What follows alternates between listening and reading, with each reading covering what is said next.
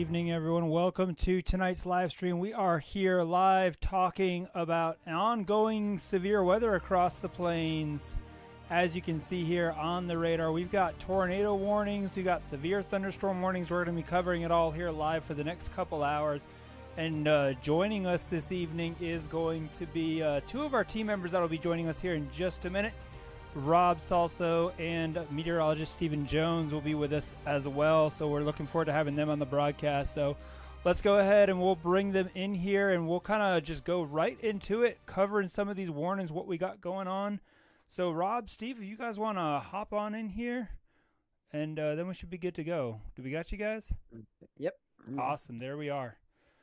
All right, so as you can see here, we also have one of our storm chasers out there this evening as well. Nick Smigo will be checking in on his stream. But let's start right here in Wisconsin with tornado warnings ongoing that we have going on. So, Rob, we'll kind of go right to your screen because I know you got this pulled up here. So, and we can kind of start with those warnings there that we have going on. All right, Rob, you're live. All right, so it looks like we have a confirmed tornado warning that's just right here in Kansas. We'll go over this first because it's on the ground. It's going to be for northeastern Franklin County in east central Kansas. This is going to be 4 miles east of Pomona, moving to the east at 25 miles per hour. This is a damaging tornado with hail up to 2 inches, and this is weather spotters confirmed. Do see a little bit of rotation here just to the west side of Ottowa, I believe that is in Kansas. Yeah, it's just on the west side of Ottawa there. So if you're in Ottawa, Peoria, even to the north side of Stanton, you definitely need to be taking your tornado precautions right now because this is just west of Ottawa and really rapidly rotating there again, confirmed on the ground. Ryan Pitt, I see, is out there on that storm right now, so keeping an eye on things out there. I don't see anything on his stream at the moment, but he is on that storm there. So definitely that's again, this is southwest of Kansas City, as you can see if you kind of zoom out there. Yep. So yeah, that velocity looks really, really good. Yeah, this will be heading towards, like I said, Ottawa, Peoria, Kansas, over to Wellsville. So, yeah, really good environment there. Yeah, right along I-35. So if you're driving on I-35 in Ottawa, you might want to, get off the way because there is some hail coming in as well. We do have some hail in the area. 2-inch hail. So that's going to be moving into north of Ottawa. So if you live here north of Iowa on State Route 59, definitely be wary of some large hail coming in. Yeah, it does have. It's not moving very far north. This thing's going to come really close, I think, to the downtown Ottawa area. Yep. So let's keep a close eye on that. Let's see what the population is over there. Looks like we have 2.3 thousand people and 1,000 homes in the area. Yeah. I mean, it's not a huge town, but it is definitely populated for sure. Yeah, so there is again, spotters confirmed seeing debris. This is a storm report there near Ponema, 3 miles east-southeast of Ponema and Franklin. That's on this same storm here. So that we do have that report. Yeah. So this will be heading toward Ottawa here. It might go just on the north side here, just like right north near the Old Depot Museum and the barbecue here, just near Main Street and Wilson. So somewhere in this general area, I do think we'll have a. Yeah, that whole warning there actually covers 8,000 homes are in that tornado warning right now. And 18,000 people. Again, this is a weather spotters confirmed tornado there in Ottawa, Kansas. Keep an eye on that one. I do want to check on the one that we have up here in Ottawa, Minnesota. Copy that. Ottowa. That one is still just radar indicator rotation. Does have golf ball size hail on it. This is pretty much due south of Minneapolis. Due south. Oh, it's up here. Okay. Oh, Yeah. okay, I see. Yep. So that one is tornado warned as well. Curious if they end up re-expiring. And then we also have this tornado warning moving from Iowa up into Minnesota near Blue Earth and Elmore, Minnesota. This is for southwestern Faribault County there in south central Minnesota. Again, radar indicated rotation on that storm. So currently, those are our 3 active tornado warnings. Let's kind of come back down to the one here in Ottowa. Because, again, if you are in Richter, it's moved through south of Sand Creek Road. It's pretty much coming right along here. Yep. Wow, Highway 68 there. Basically traveling right down. And this is going to come really close to Ottawa University. You've got that in the area. You've got the Old Depot Museum on the north side, the Ottawa Memorial Auditorium, the sports complex. So much of the town of Ottawa under the gun with this one. That is, again, right along Interstate 35 there. Here, it looks like it's going to stay on the north side of Interstate 35. Right there, what is that? Near mile marker 183 there on the south side. So this is going to kind of come across and probably cross Interstate 35 near or just north of mile marker 185 there on the east side of Ottawa here in the next few minutes. It's probably moving through the western suburbs, if you want to call it that, of Ottawa right now. Let's look at our velocity here. Let me come over here. Come off of. There we go. Oh, wow. Look at that. Yeah. Yep. And huge hail core there, right along and north of Sand Creek Road as well with this. Yeah. Oh, yeah, just east of Richter. Look at the NROT here. You can see that's where our oh wow, look at that. Yep, you see it there where we got that yellowish. Yeah, NROT there of 1.97.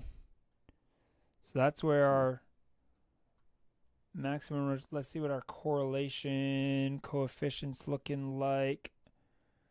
Right around Marshall Road, maybe. That's a little. Yeah. Yeah, it was kind of right between Marshall Road and Highway 68, just now on the west side of Ottawa, where there is that little bit of CC drop. Right here. So. That is likely where if there's a tornado, that's likely where it is.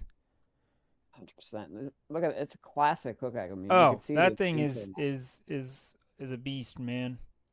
Yeah, absolutely beast. Definitely see the inflow notch, and the rear flank right on the back side. So definitely a classic HP supercell with a lot of hail and a lot of lightning. So, not just a tornado, but definitely confirmed on the board right now. I believe. Yes. This one just expired on the west side, so we're focusing on this one here.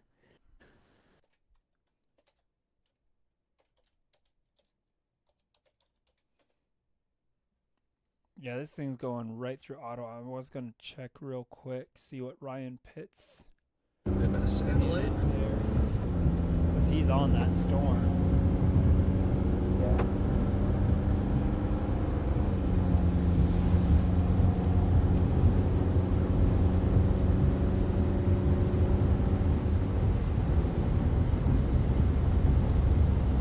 Looks like he's kind of still on the west side, closer to the Richter area. Yeah. Looks like this meso right here is trying to ingest.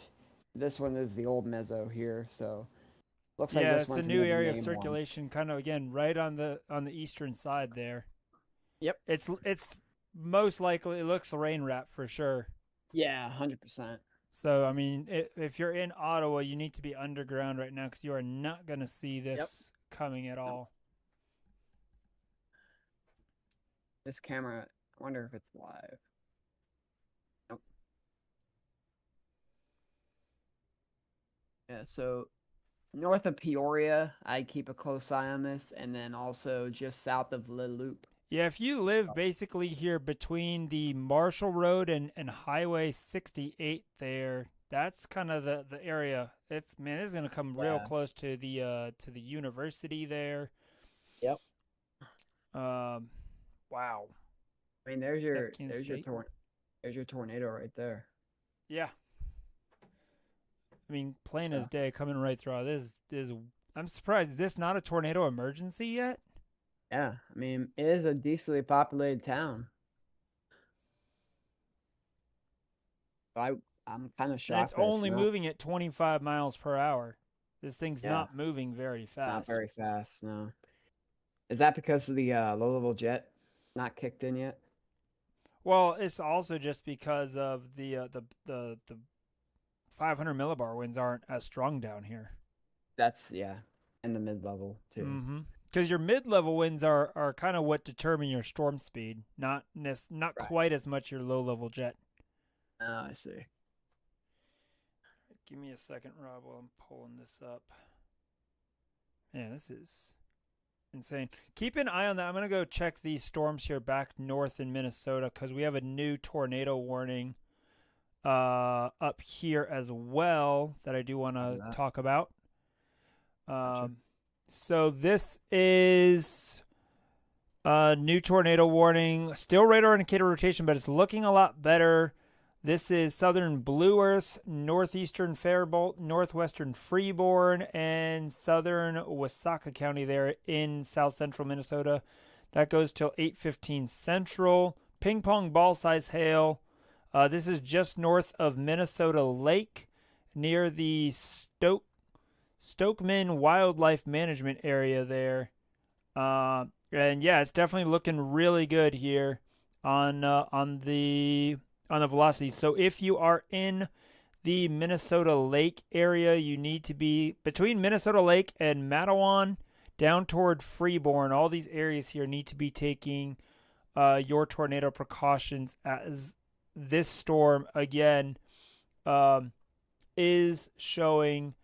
There was a funnel cloud reported with this earlier as well from Hannah Vance there in Minnesota Lake. So we have seen that with this particular storm here as well. Go ahead, Rob.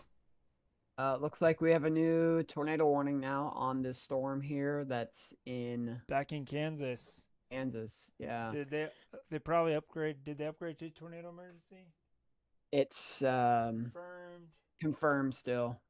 It is not even PDS warrant, it's just regular confirmed. So I think what they did is they redid the polygon for more eastern. Yeah, it looks like it. Yep. So it's near Ottawa, moving east. Like I said, 25 miles per hour. Tennis ball size hail now. It said 2-inch hail. Now it's tennis ball size. So 2.5, somewhere around there. Yeah, so Ottawa, Kansas, take cover. Minnesota Lake, Minnesota area as well. And east of there need to be in your tornado shelters. This storm down here, southeast of Blue Earth. I'm going to come back over to my radar real quick, Rob. This storm southeast of Blue Earth is starting to intensify a little bit. Looks like on the latest scans coming in. So in between Blue Earth, Frost, probably up here toward Brush Creek. That's kind of and Dell. That's kind of the direction that this storm is traveling in that area. Trying to see if I can find where Nick's at. He was over here near Worthington. After that? I don't even see his stream anymore. Oh, here he is. Nick is on this storm here just south of Blue Earth. Let's check in with Storm Chaser Nick Smigo. So this is his live view that you're seeing here.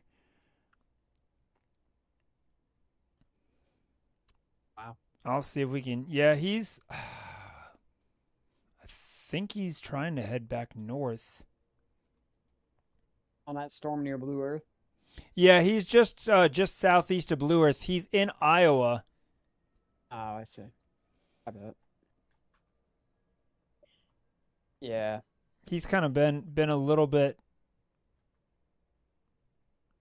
He is kind of on the southeast side of that, but he needs to kind of get back. I think he's trying to head east and then head north. So, man, dude, this storm up here near Minnesota Lake is really hooking. It is really hooking. Yeah. I see that. Yeah, Wow. Minnesota Lake, just on the southeast side of Minnesota Lake. I would not be surprised if this has a tornado on the ground right now. Mm-mm. There's confirmed tornado. I mean, nothing's been reported, but if you are here, again, just on the east side of Minnesota Lake, kind of just south or along Highway 20 and Highway 123 here, kind of between Highway 20, Highway 34, 240th Street, 230th Street, those areas here on the east side of Minnesota Lake, west-southwest of Matawan. I think this is going to go just south of Matawan, probably go south of Matawan, closer to the Freeborn area. All right, Rob, I'm coming back to your storm down there in Kansas. What do we got going on there? That thing's looking like a beast. That is a classic supercell there, folks. Yeah, I was just gonna say you could see the inflow, you could see the rear flank downdraft and the forward flank. This is a classic HP supercell hook echo. I mean, look at that. It looks like the radar scope logo almost. Seriously. You know what I mean, man? Yeah.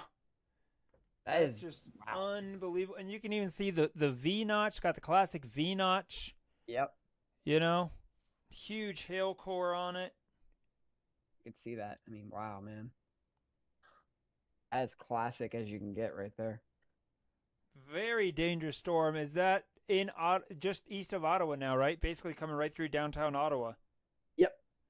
Oh, It looks like it might be a little bit south. From just what on the this south says. side there. Yeah.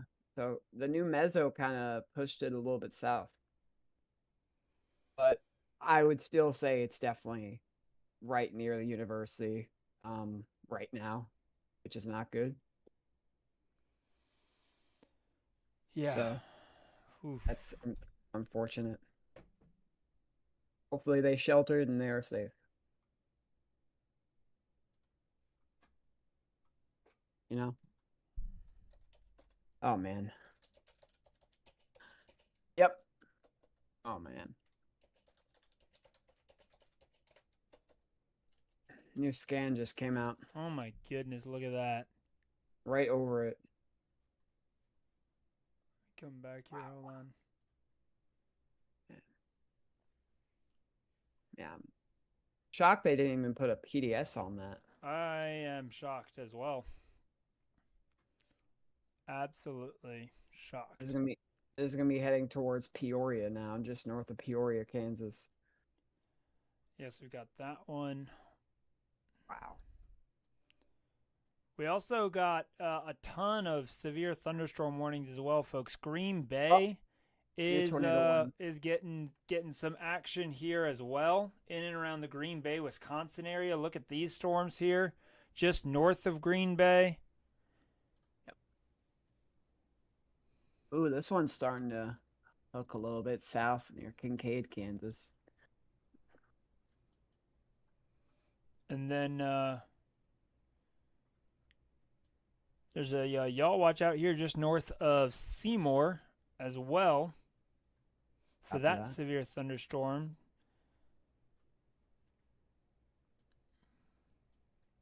We also got flash flooding now ongoing over here near Marshfield, Wisconsin. So there's a flash flood warning out in that area now for the next 3 hours. Copy that. This storm here near Nellisville is starting to look like it's trying to develop a hook on it as well there in Wisconsin. I'm keeping an eye on this storm up here near Stevens Point as well, and Rosholt. Yep, I just saw that. Copy that. I'm surprised there's only a special weather statement on that. How's that not severe warned? Yeah, you can see the hail core in it too. Yeah. Yeah. So we'll see. So that's what we got going on in Wisconsin. Yeah. Looks like Nick Smigo is now under a severe thunderstorm warning. Yep. Copy that. So let's kind of check in with him. Yeah, that storm's probably putting out some decent winds here. 60-mile-per-hour wind gust, quarter-size hail. There for Kossuth, northwestern Hancock, western Winnebago County, all there in Iowa. So let's check in with Storm Chaser Nick Smigo. Yeah, he's got a nice view of it there. Yeah, copy that.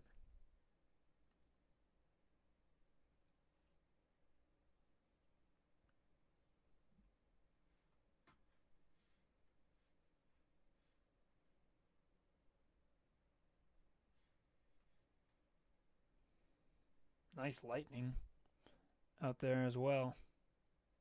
Yeah, copy that. We're working on getting him set up with our radio so we can actually communicate with him when he's out chasing and stuff like that. Yeah, that'd be nice. Kind of like what we do when we go out. Yeah. Because that is definitely something that we're wanting to do. All right, Rob, I'm going to come back over to you while I work on something here real quick. Copy that. Yeah. This a New Mexico discussion? Yeah, they just issued a New Mexico discussion. Severe threat for tornado watch tomorrow 5 continues for the sustained supercell in Franklin County. Continue to get better organized after a few mergers. It is now a tornadic storm moving into a favorable environment. A strong tornado will be possible given the increasing low level shear 250 to 300 0.1 kilometer or 0.21 kilometer SRH per the radars over the area in a sufficiently moist, buoyant environment this evening. And they just issued a new tornado warning, I do believe. 10-4 on that. Yeah, so this is going to be confirmed tornado still. Emergency management reported now. This is going to go till 8 p.m. Central. And it is... heavy rainfall may hide this tornado. So this is rain wrapped now. I think that's why they redid that. So this is a dangerous situation now because nightfall is, here now. Or close to it. And this is a rain-wrapped tornado on the ground. Yeah, it's just... not a good thing. Yeah. At all. Tornadoes are very dangerous at night, as you guys know, because there's no more light and because usually you'll have a low-level jet that's strengthened and you get embedded tornadoes in a line. In this case, the only thing that's light in this tornado is lightning. Yeah, and Kevin, you mentioned I'm on the live chat here. You're talking about Zello. Yes, we do have Zello. We still have Zello, but not everyone. Depending on where you're at, Zello can be limited if you don't have cell signal.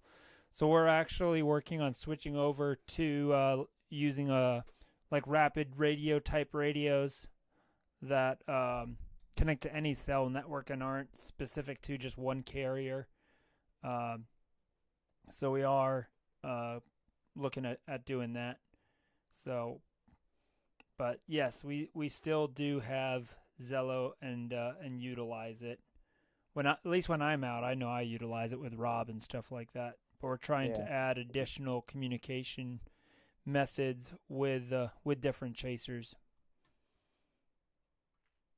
I got the live chat up finally. I had a second there where it wasn't showing me the live chat with folks here on the live stream. So if you're just joining, guys, we're covering all these tornadoes ongoing right now. We've got tornadoes in Kansas. We've got tornadoes in Minnesota. We've got storms even still down in Texas. I mean, this is a big storm system. I mean, it literally stretches from Minnesota and Wisconsin all the way down to Texas. So we have basically three different areas we're watching. Very widespread coverage for sure. Yeah. All right, so back on this storm that we're looking at here, this has obviously now passed just off to the east of Ottawa. It likely has crossed Interstate 35. Looks like it's going to pass just north of Peoria there, pretty much still going just along or north of Highway 68. So if you're between Highway 68 and Reno Road and Highway 33 there on the eastern side of Ottawa, Kansas, out toward the Hillsdale Recreation Area. That is where this is heading. It does look like the storm's getting a little bit occluded there on the southwest side. So it may eventually end up cycling, but still very impressive there, Rob. What you're showing on that couplet, you can see it right there. Again, that storm has just crossed Interstate 35. Have not heard of any more damage reports out of there. Check. There was this tornado report by Brandon Ivy. They're in the southwest side of Ottawa, so we do know that confirmed tornado did go. This was 2 miles southwest of Ottawa. This was 8 minutes ago. So we do have that report that has come in. But again, this storm's still likely with a tornado ongoing now just on the east to northeast side there of Ottawa, Kansas. Yeah, if there was debris, it's going to be like, it would have been right here somewhere. Yeah. So I just saw a CC drop right there. So yeah, there is that little bit of a CC drop. You can see there where that bright green shading is. Yep. Yeah, there's still likely a tornado ongoing. It may not be hitting as much as far as structures go right now. Yeah. And obviously it's Iowa, so it's not like they have a bunch of trees and stuff like that out there. It's the Corn Belt. So that's one reason why your CC drop may not be as well defined as it would be, in some other areas. So, that's true. It's a good point. Yep. All right, let's come back north because that storm that Nick Smigo is on is now tornado warned, and we also have another tornado warning in Iowa. So Iowa is starting to come to life here. So Nick's got to get south, man. Yeah. He is there in Thompson, Iowa. What radar are you pulling from? Are you pulling from I am pulling from I'm pulling from La Crosse. Ooh. That. Yeah. Okay, yeah, I see that now. So just near Bryceland and Rake. And that's going to be in Bryceland, Minnesota, Rake, Iowa. Yep. That's where the rotation is in this embedded tornado warning. Yeah, so here's a live view of our Storm Chaser Nick Smigo out there. He is on this storm in Iowa. Folks, if you haven't downloaded the WeatherWise app, go download it today, weatherwise.app. You can get it on your computer, Android, iPhone. Great app. They've got all these Storm Chasers streams on here. Nick Smigo, he's one of our Storm Chasers here at Extreme Weather Video. So we're keeping an eye on his progress out there because now he is on this storm here just west of Forest City, and looks like he is making that turn south. So the storm is pretty much right over here on the right-hand side of his stream there, pretty much moving right in his direction, so he's actually in a pretty good spot. The nice thing is the road's paved too, where he's at. So we'll definitely keep an eye on his stream and this storm as well. So keeping an eye on that. This is pretty much, again, if it is developing, which it looks like it is, it looks like right around the Burt area is where the center of rotation would be, right there along Highway B19. This will likely pass just near or south of Tatanka, and then come up over here toward the Woodin and Crystal Lake area. And Nick is up here in the Thompson area. I'm back. So there are also a couple other Brandon Montgomerys out there. Looking back at this storm here, right on the Iowa-Minnesota border, right here, if you are in the Bryceland area, in and around the Bryceland area, there is very strong developing rotation on this storm. Likely should be having a tornado warning come out for this shortly. I'm kind of surprised that there's not one already. Yeah. Looking at that, I know it's upper level rotation, but that is a pretty strong rotation signature with this storm. Likely, again, heavy HP thunderstorm there coming into the Bryceland area, but in and around that area, I would be taking your tornado precaution between Bryceland and Rake. This will eventually be heading up toward the Alden area there in Minnesota. But Bryceland, especially the west side of Bryceland, I would definitely be taking those tornado precautions. Even though there is not a tornado warning issued, just looking at this on the velocities, that is looking pretty intense there as far as the rotation goes. So, again, these things can sometimes happen in between radar scans. So keeping an eye on that storm. New tornado warnings down here in Iowa. This is north and northeast of Sioux Rapids, Iowa. Let's come off of the Des Moines radar. Take a look at this. We do have a report here from 13 minutes ago of a tornado there in Mollard, 2 miles west of Mollard, Iowa. I'm not seeing. I kind of want to play that back. Look at that couplet. Yeah. It even shows it on the. Otherwise, it's a couplet. You can see it right there. Mm-hmm.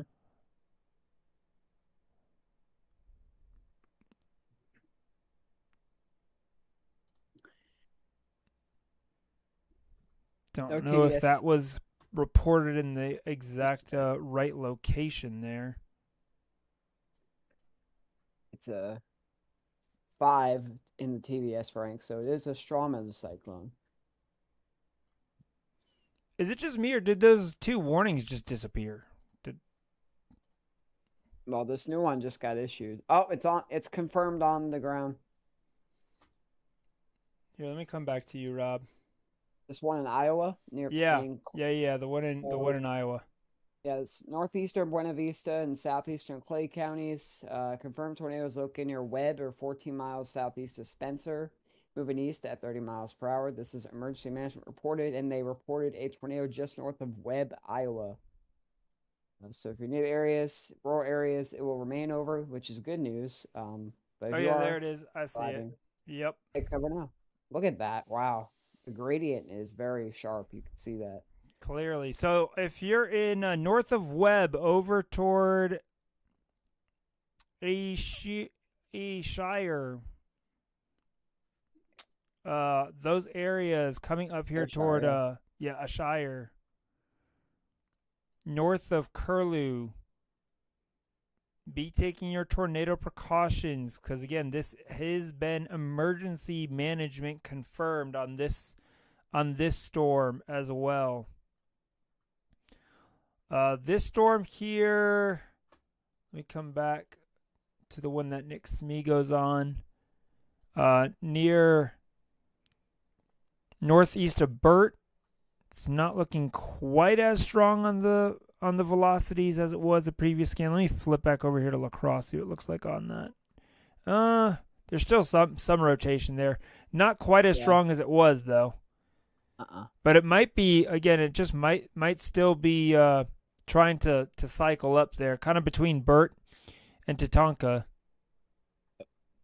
Man, look at this storm up here coming into. How in the world is this not tornado warned? Where is it? Up here near Bryceland, the storm I was talking about earlier. Okay, hold on. Right on, just north of the Iowa-Minnesota border, right there near Bryceland. What? Yes, How tell me how is that not tornado warned? That makes no sense to me. I want to look at it off the Des Moines radar. I mean, even on the Des Moines radar, both of them are showing. It doesn't matter which radar site. I mean, the Des Moines radar doesn't look quite as impressive as La Crosse. It's still there. Let me look at Minneapolis. I mean, even Minneapolis. I mean, yeah. If you're between Bryceland and Keister over toward Mansfield, need to be taking your tornado precautions. Take those tornado precautions in that area. Keister's in the path of that one. Yeah. Yeah, Keister's, it's right, basically going right over the western side there of Keister. How's our storm down here? Let's come back down here to Kansas real quick. This is still ongoing here on the eastern side of Ottawa. It actually looks like it's cycling up again. It's broadened out a little bit. We do have a new update, tornado warning, so they trim that back. This is, again, just south of La Loupe. It's basically traveling almost parallel here to just east, maybe, of I-35. The rotation on it's definitely broadened out from when it came through Ottawa. You can see all these reports in and around Ottawa. Yeah. Which is interesting how scattered they are around Ottawa. Brandon Ivies. Who's this one? That was Brandon. Brandon Ivy put in multiple reports for that. I guess he was traveling. Maybe he didn't think. Yeah. Sandy Burton. All right, we got an update on this warning. So that's for northeastern Franklin County there. Tornado 2-inch hail. Again, this does include Interstate 35 between mile marker 193 and 195 and near mile marker 198 there. So it's going to be just south or just along I-35 there in that area. So if you're traveling through that area, definitely be mindful of that. And we also have a couple severe thunderstorm warnings. So some pretty decent hail down here, even in Texas. In and around the Aspermont area. I mean, we've had some 1 3/4 inch hail reports out of Texas today down here near Rotan. That was that same storm earlier. So some big hail down there in and around the Texas area. So keeping an eye on those storms. New tornado warning. Is this another one? I think it's the extension of the one that we were looking at. Okay, well, we have this one here off to the west, though. Do you see this one? Back towards Centropolis. There's two. No. Back in Kansas. Oh, wow. Look at... Oh, Kansas. Yeah. Oh, no, I didn't do that. Wow, look at that. Yeah, so this is a new one that just came out for northwestern Franklin and east central Osage County. This is, again, radar indicator rotation right now. This one's really rapidly developing. This is going to go just north of where that last one went, basically. Yep. Just north of Ottawa area. Ryan Pitt's out there on that. That was from 33 minutes ago. So, wow. Yeah, all these reports from today, from that storm. So we literally have basically two supercells here. Yep. Side by side. Yep. You know, that's going on.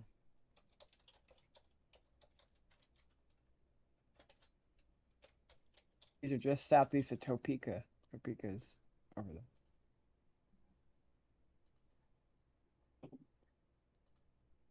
I mean, we're just wow, man.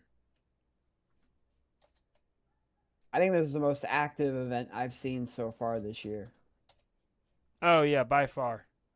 100%. Definitely. Tornado-wise, yeah. It's like, I mean, I feel bad for Ryan Pitt. He doesn't know which storm to target down there. He's got two of them to choose from, you know? Yep. You could pivot south, but yeah. He's right here. Okay. So he's got to make a choice now. Does he want to keep going for that one, or does he want to stick south for the other one? Yeah. All right, I want to come back. Keep an eye on that, Rob. I Okay. do want to come back up here to Minnesota and Iowa real quick. Check on these storms. After that. I don't, just north of Keister, guys. This storm here, just north of Keister, that should be tornado warned. Right between Bryceland and Keister, that thing is going nuts right now. Mm-hmm. If there is not an ongoing tornado here just on the northwest side of Keister, I would be shocked, or right around Keister here. This is about as strong of a couplet as you can get for a radar signature. Dude, look at that, man. Yeah. Now it's just on the east side of, pretty much coming on the east side. So Mansfield, take cover, Walters, Conger, Minnesota, over even toward Emmons, Minnesota. This thing's basically moving off to the east. It's not moving very fast, but yeah, definitely here on the east side of Keister, seeing some pretty good rotation here. Yep.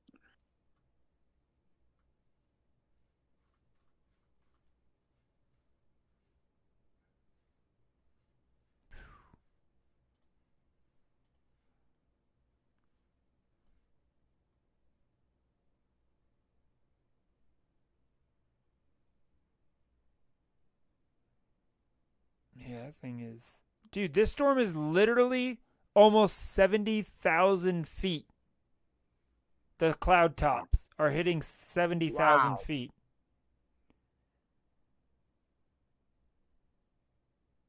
Just on the north side of Keister. Whew. Wow.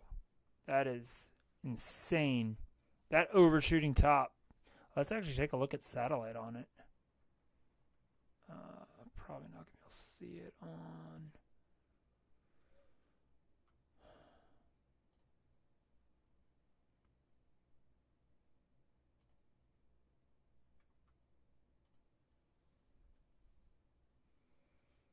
Man, I still don't understand how they have not issued a tornado warning on that storm. New severe thunderstorm warning out for that same cluster of storms, though.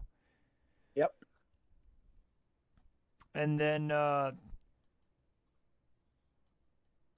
back over here, this tornado warning near Shire and Curlew, that continues for that storm. And this is just nuts, dude. Mm-hmm. If you're just tuning in, guys, thanks for tuning in. Feel free to hop in the live chat there. Let us know where you're watching from. This is definitely, like you were saying, Rob, definitely one of the most active days that we've had here. 100%.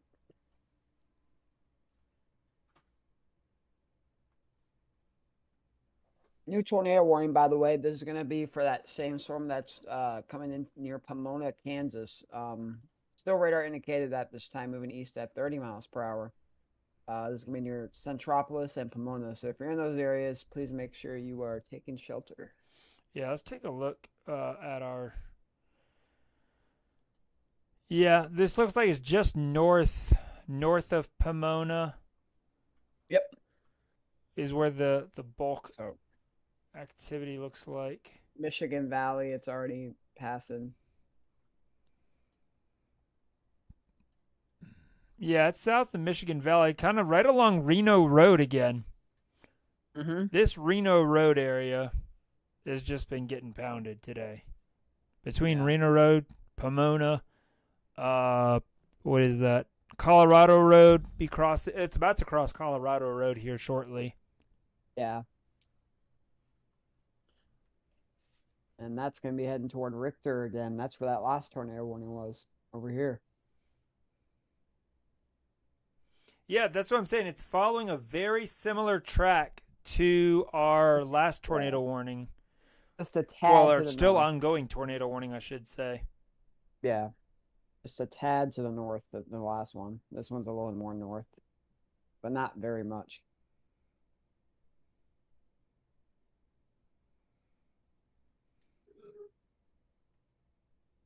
Looks like there's two.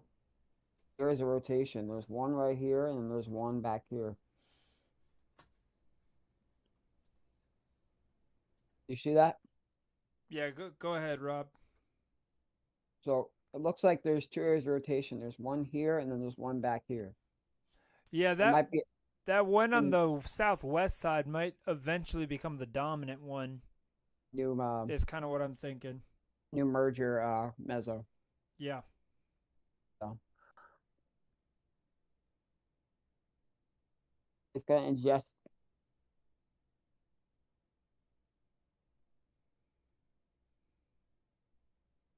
Okay.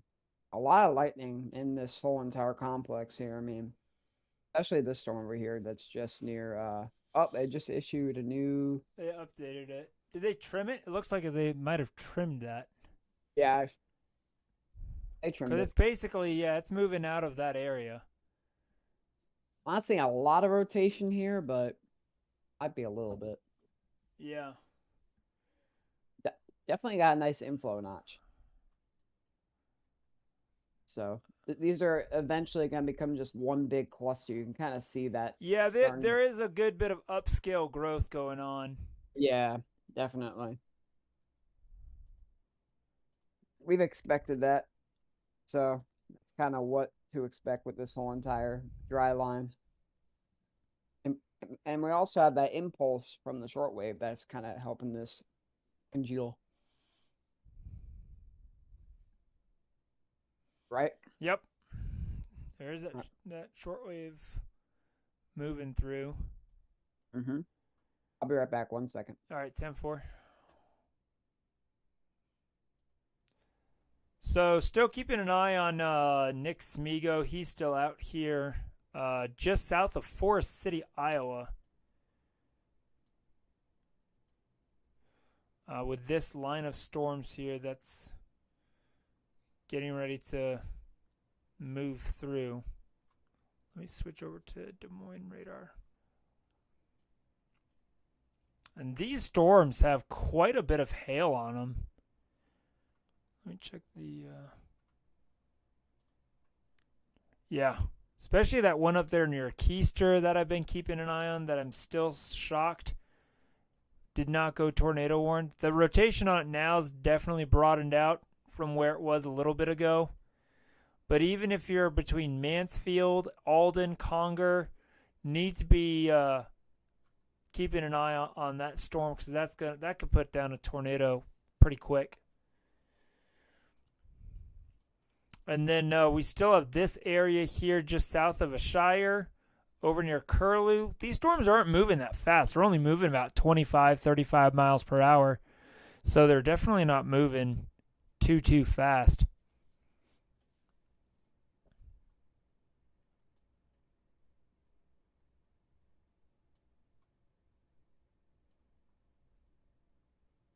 I'm back. Welcome back, Rob. Thanks, sir. What are we looking at? I was just checking on these storms up here in Minnesota, Iowa. We still got those 2 tornado warnings. I was noting that with a lot of these, there's still quite a bit of hail, especially with the storm north of Keister area. That has a really big hail core on it, heading up toward the Alden area. And just keeping an eye on Nick Smigo stream. They're definitely starting to lose some daylight out there here. They probably have maybe another 30 minutes, 40 minutes or so, if that, of daylight out there before it goes dark.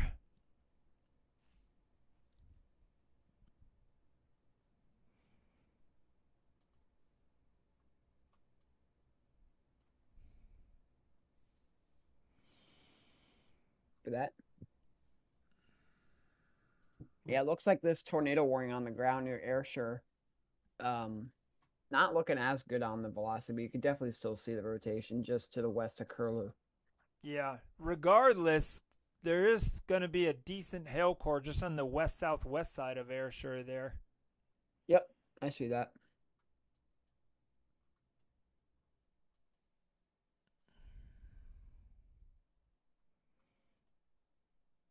That tornado Man. warning. This I tornado don't know warning how here this east of storm and Minnesota Lake's about to expire. Yeah, I don't know how that hasn't gone tornado warned at all either. it makes no sense. Maybe it's because it's in the mid or upper level rotation. I don't know. Yeah. Because that can happen sometimes when your mesocyclone's not further down yet. Yeah, I mean, all the radars that we're looking at that storm, you have to remember we are looking at that mid to upper level rotation on those. Right. Because of the distance, we're not getting a real good view of what's happening at the surface because, as the radar beam goes out, it tilts. So the further, for those of you that may not know, the further away a storm is from a radar, it's hitting that storm higher up. So if a storm is 70 miles away from a radar tower, by the time that radar beam is hitting the storm, when we're looking at these velocity scans, it's oftentimes, thousands of feet off the ground. Sometimes 10, 15,000 feet off the ground. So that is always something that we have to consider is how far is the storm from the radar site that we're looking at. So just a little bit of weather 101 there for you guys here on tonight's stream there. But let's come back down here to our twin tornado warnings, I like to say, down here in Kansas, because these two storms here thus far have been really impressive. They're honestly kind of starting to, like you were mentioning, Rob, they're starting to congeal a little bit more, having a little bit more interaction with each other. Especially that the western one is basically moving faster than the eastern one, so it's almost running into that storm. So that's why that eastern storm, that area is likely going to be dying. And I think this western, again, unfortunately, just west of Ottawa, I think that area of rotation is going to become our primary area of rotation here as this storm continues to develop here. So if you are in Ottawa, you're likely going to get put under another tornado warning here shortly. So I would just go ahead and be prepared to be taking cover. From Richter, you need to be taking cover. Pomona, it's moving through your area right now, as you can see. So Pomona, Richter, Ottawa, once again, another tornadic supercell moving into your area, unfortunately. Yeah, that's exactly, Kevin. Poor Ottowa. I mean, they have just taken a beating with these storms here this afternoon and this evening. Thankfully, nothing behind that one, so that's good news. So, should be the last one they get for the night, hopefully. Yeah, it's looking clear behind it, like you said, Rob. I'm not seeing any more development. Oh, speaking of, new tornado warning south of there, near Mound City. Mound City. We've got this tornado warning here. This just came out. This is for southern Lynn County and western Bates County there in Missouri. So this is moving into, so if you are in Mound City, you need to be taking your tornado precautions. Also up near Pleasanton, Mound City. You are under the gun with this storm here. Really starting to see that tight rotation develop just on the southwest side of Mound City there. Yep. That is right along Highway 52, and that's likely going to be traveling just along and east of Highway 52. This thing's going to come right through Mound City. Yeah. There's some good number of neighborhoods there on the south side of town, it looks like. So that is not a good situation for the Mound City. So if you live in Mound City or just to the south of Mound City over toward Pleasanton, need to be taking your tornado precautions at this time. Again, radar indicator rotation, but looking at the scans, this is definitely looking like we are seeing the velocities signature increasing with this particular storm. And it's right around just about 4,000 feet is so I mean it's not super high there, but as far as the rotation, but you got another about 26 minutes, so they'll be near you guys soon. Yeah, but this storm's over 50,000 feet as well. 52,000 feet, 53,000. The height is very high. Yeah. So I'm showing the cross section here on this Mound City storm. So, what risk was Kansas under today? Were they under a slight? Let's check on that real quick. Let me close this. They were not in the enhance. No, they weren't. I'm pretty sure they were in a slight. Okay, this is now an observed tornado. Observed tornado, Mound City. Confirmed tornado located over Mound City. This is a weather spotters confirmed tornado southwest of Mound City around 8:15 Central. Again, so this is now a weather spotters confirmed tornado. So again, Mound City needs to be taking your tornado precautions right now if you live in around Mound City. This is basically coming through just on the west side of town near West 750th Road, coming right up north of Highway 52. Let's look at our... Yes, just on the west side. Just near the Lynn County Fairgrounds. It looks like it's going to go right over the Lynn County Fairgrounds area here. On the western side of Mound City. There's almost two different areas of rotation on this. Down here near 600th Road, we have this area as well. So it might be this area down here that was reported. I don't see any tornado report, storm report yet on this. So it might be this area down here, though, is kind of what I'm thinking. There's those two different areas on this, right near 600th Road, kind of west of those neighborhoods I was talking about, Rob. Yeah. But regardless, all of Mound City over toward the Mine Creek Battlefield and Pleasanton need to be taking your tornado precautions, as an observed tornado has been seen with this storm. It is moving off. It is moving east at 30 miles per hour. So Pleasanton, Mound City, and Hume. Pleasanton, Mound City, and Hume all need to be taking your tornado precautions right now as the storm moves in. There's a TVS on it now.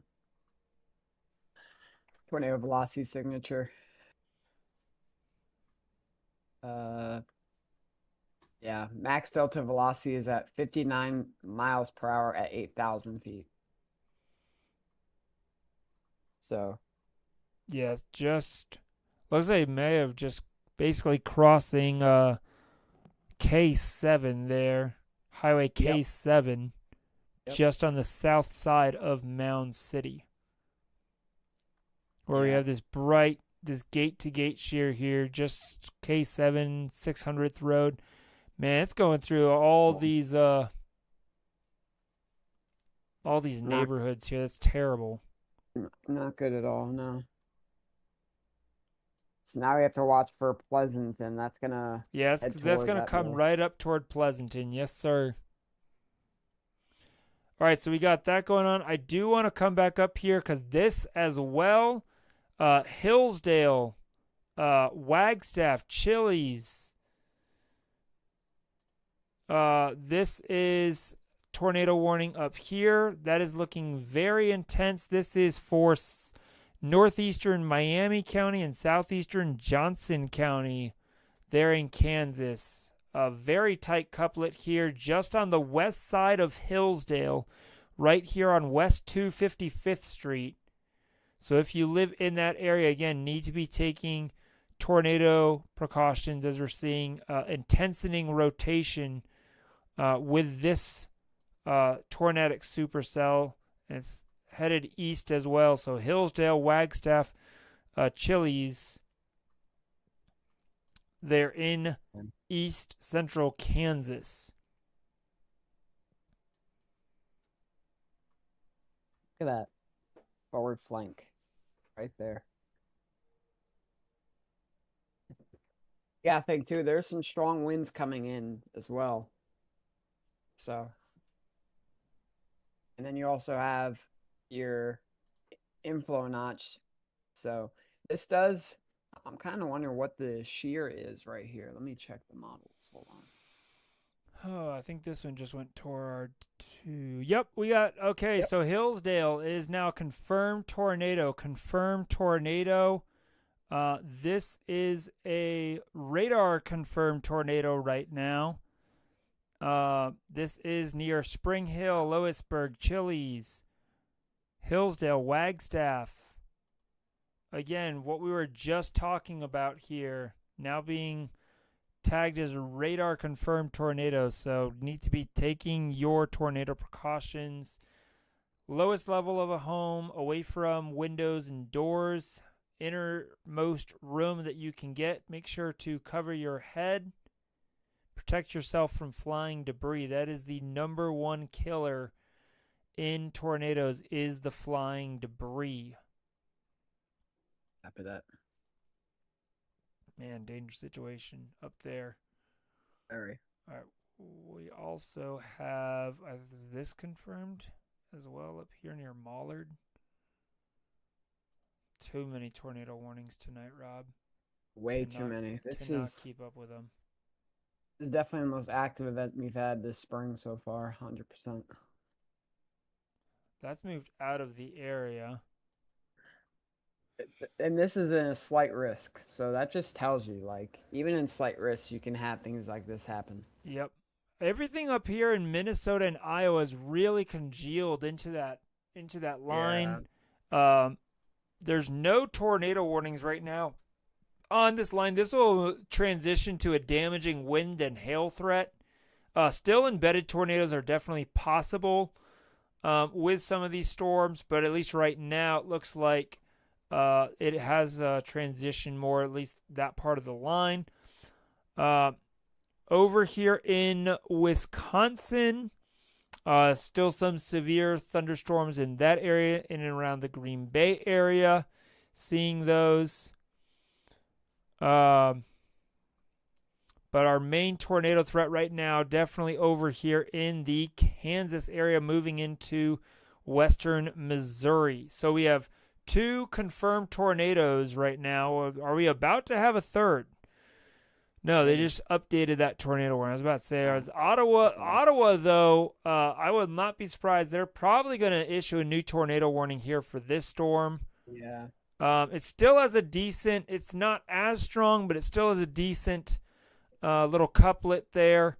But meanwhile, east of there, this Hillsdale Wagstaff storm absolutely going bonkers right now. Oh my goodness. Look at this. Right over Hillsdale. There, the Hillsdale Elementary School, the Presbyterian Church, likely taking on damage right now.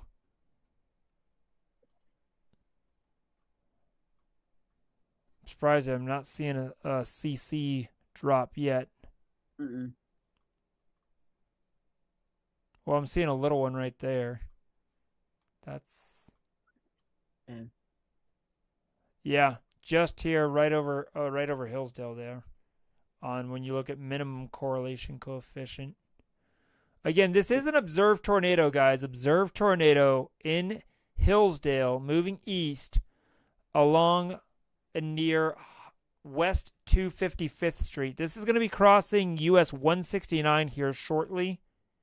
So if you're in and around that area, this is a rain-wrapped tornado, guys. You cannot see this storm. You cannot see the tornado. It is completely wrapped in rain down here. Meanwhile, north of there, getting absolutely blasted with hail Oh yeah. around the Spring Hill, Antioch area. But Hillsdale in that area, you can still see on the reflectivity where that notch is. But the tornado's actually sitting back in here and shrouded in the rain. And there we go. New update on this. That tornado warning does remain in effect. Confirmed tornado till 8:45 for northeastern Miami and southeastern Johnson counties. This is located over Spring Hill, moving east at 30 miles per hour. Moving east at 30.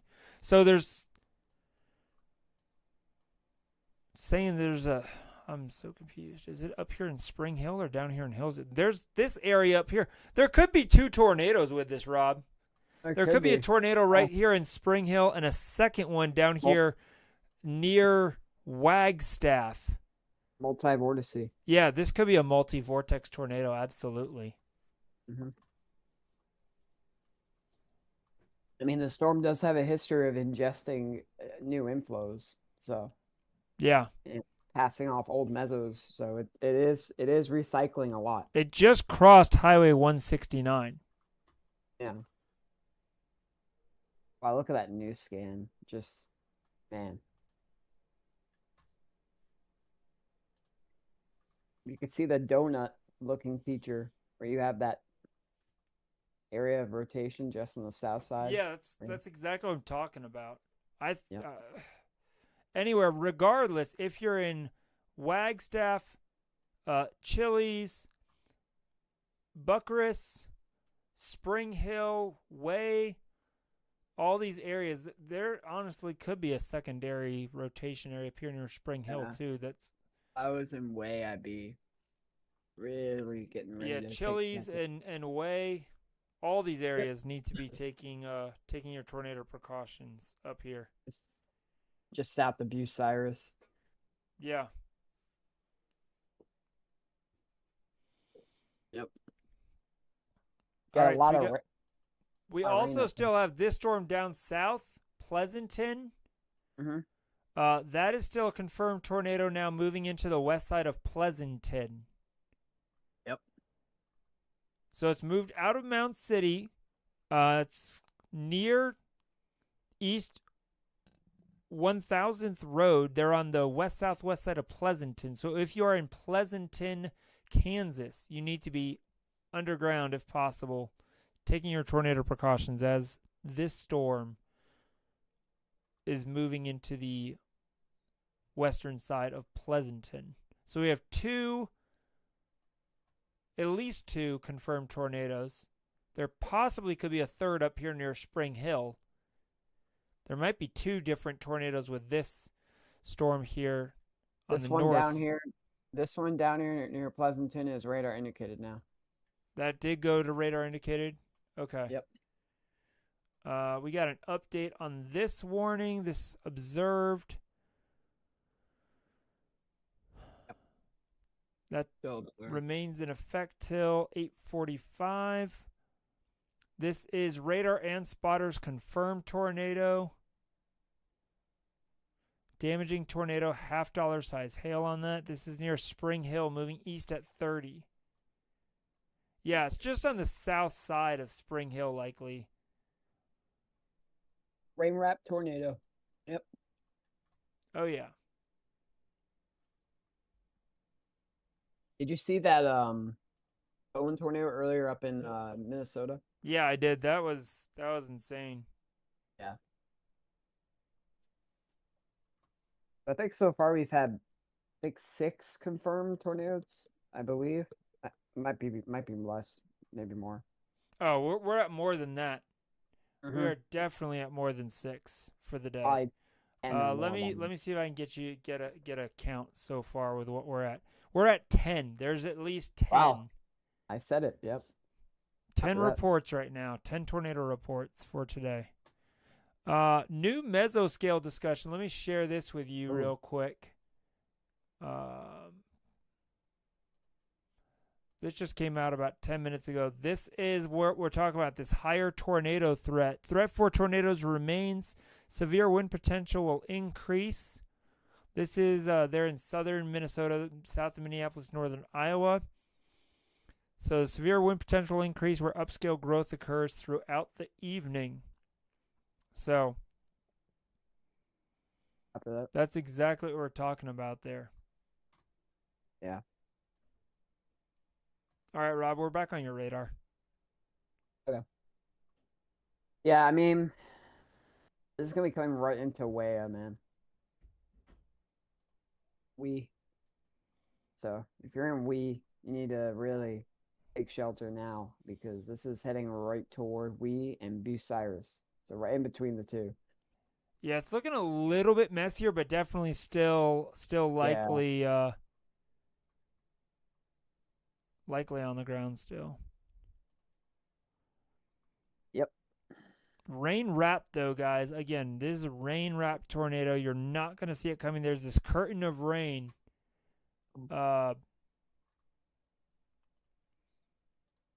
Right here on the eastern side of it. There's this curtain of rain, and the tornado's sitting back in here. Here, let me mark this up. I'm gonna send you an image to the Discord. It's in live now. Live updates. That was a tornado near Ottawa earlier. So this is a curtain of rain. Our tornado's sitting kind of right back in here. Yeah. And this rain is kind of wrapping back in. So as the tornado moves off toward there's a curtain of rain that's blocking it. Mm-hmm. And that's going to continue wrapping around. Hopefully it'll kind of choke off the tornado is the hope. That would be before it gets to Yeah. That would be good if it did choke it off, the inflow. Because yeah. Yeah. It looks like Ottawa, did they get no. Yeah, they just issued a new one. So Ottawa thankfully didn't have a second touchdown. That's good news. Yeah, that is good news for sure, Rob. Yeah, that's good. So now we gotta watch here for because they are about to get the storm. That's just to the east of Hillsdale. Yeah, I haven't heard any more news out of Ottawa. Me either. I just sent you a video to the Discord of the tornado. This one that was when it was near Ottawa. Okay, the first one, yeah.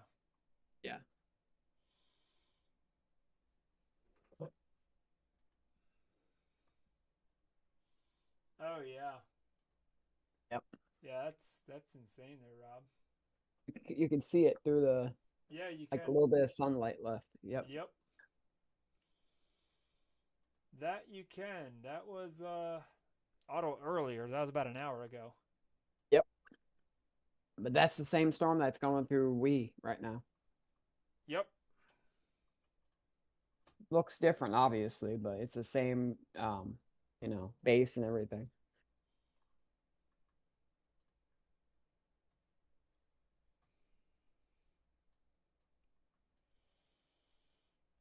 It's going on up here in Mound City and Pleasanton. This one's still just radar indicated. It's going to expire soon. So that's good news. Yeah, it still looks pretty decent though. And the stuff up here is going to be wind. Yeah, look at that. It's clustering up real good into a line. Yeah, it is. Let me check down in Texas, see if we have anything else going on down here. No, nothing right now in Texas. Nope. Texas was just slight risk today, right? Yeah. All right, we've got a new tornado warning. New tornado warning. Observed tornado. Oh, look at that. They reissued it. Yep. That is for east central Lynn County and western Bates County. This is a confirmed tornado there near Pleasanton, moving northeast at 40. So, again, this is a Weather Spotters confirmed tornado again in Pleasanton, what we were just talking about. Oh, yeah, look at that. That's what I'm saying. It's right over Pleasanton, unfortunately. This is as bad as it gets there for Pleasanton. Yep, just on the east side. Yeah, I might have hit the Dollar General. You got the Pointer Motors. This is basically crossing Highway 69. Lynn County Airport. Yeah, you got all that over there. Yeah. Oaks Ford, Casey's General Store. A lot going on there. Yeah, you got the Lynn County Airport right there. Yep. So So if you're in Pleasanton, you need to be taking cover. Worland, this is coming right for you guys over here near Worland. Just off to the east of Pleasanton. Might pass to the north, but need to be taking cover in Worland if you're up near the National Wildlife Refuge in that look area. At that scan. This is going to be crossing the state line road here. So we're moving from Kansas into west central Missouri here. Here's the wide view of it for you guys so you get an idea of what storm we're talking about. So this is it. It's moving across, about to cross the border from Kansas and move into Missouri. This is now just off to the east of Pleasanton. This was in Mound City earlier. We do have that tornado report from the public of that tornado 2 miles south of Pleasanton. Moved through Pleasanton, likely damage in and around the Pleasanton area. And now this is coming over toward Worland. A lot of lightning in the base. Worland, Missouri.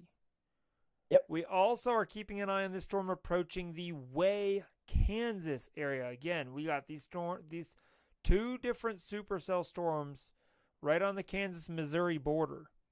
One north, one south. This one here to the south is all to itself. This could be a long tracker. Could be, yeah. This could stay on the ground for a while. Could make it all over if you're near Butler. Butler, Worland, Foster, Nyhart, all of you guys, Virginia, Amoret, need to be taking tornado precautions right now. Do we got an update on Way? New tornado warning up here. For Way, Cleveland, Lake Annette, Freeman. Way, Kansas, Cleveland, Lake Annette, Westline, Freeman, Missouri. Again, crossing from Kansas into Missouri. This is radar indicator rotation. That is for northeastern Miami County there in east central Kansas and northwestern Cass County in Missouri. So crossing the state line. We got two storms. Which one's going to cross first is the question. I think this one down here near Pleasanton crosses into Missouri first. Let's see the speed. This one's going 40. This one's going 30. So yeah, south one, 100%. So this is south of Kansas City. That is radar indicator rotation.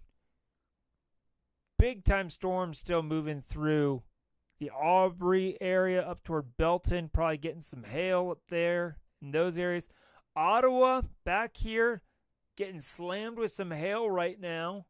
Likely on the north side of Ottawa up toward La Loupe. No tornado warning on that storm right now. Wow. The velocities have dropped off on that, which is good. Way here, it is more broad. That's why it's just radar indicator rotation. No confirmed tornado right now on this. Oh, they just issued something new.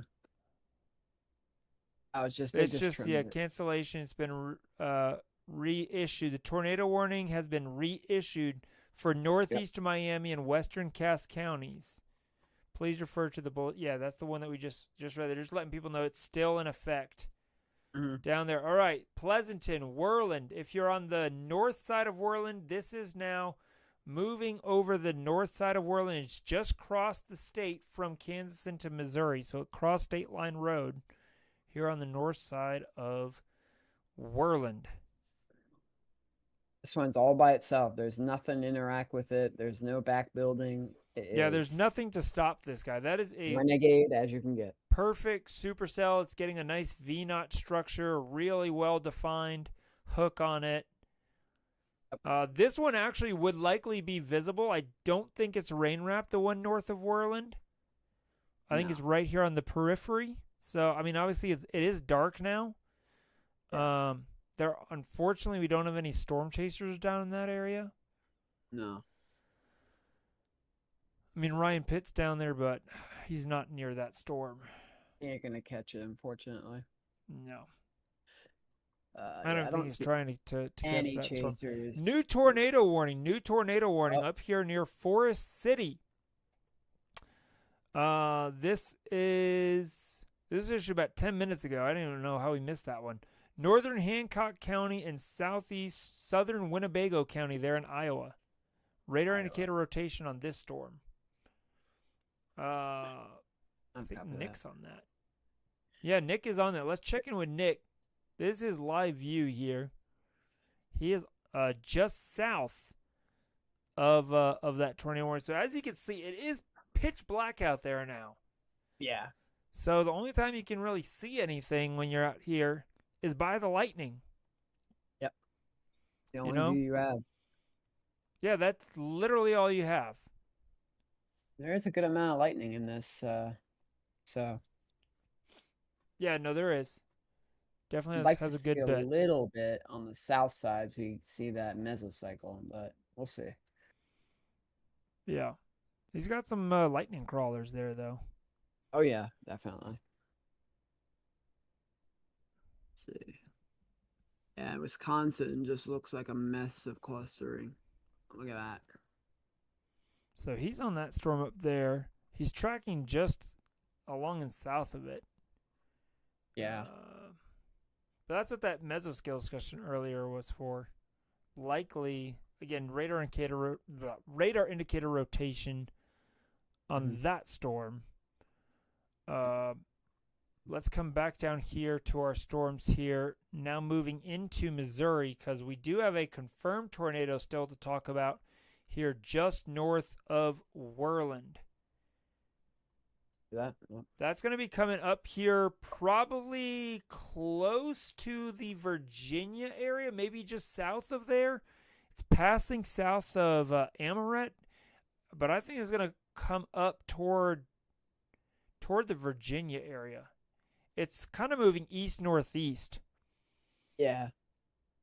Again, this is a observed tornado. Wow, look at that. Yeah, just now on the northeast side of Worland is where our center of rotation is with this.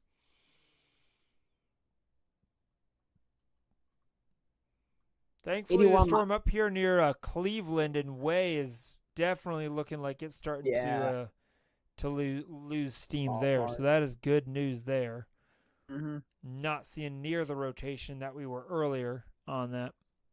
No. But really strong coupling here still north of Worland. Again, this is an observed tornado that was reported. Yep. Weather spotters confirmed there when I was in Pleasanton. Here's that report 15 minutes ago. Yeah. Wasn't sure if there's any additional information on that. So it's passing just north of Worland, north of Foster. This is going to be coming over toward Highway V, just south or near the town of Virginia, Missouri.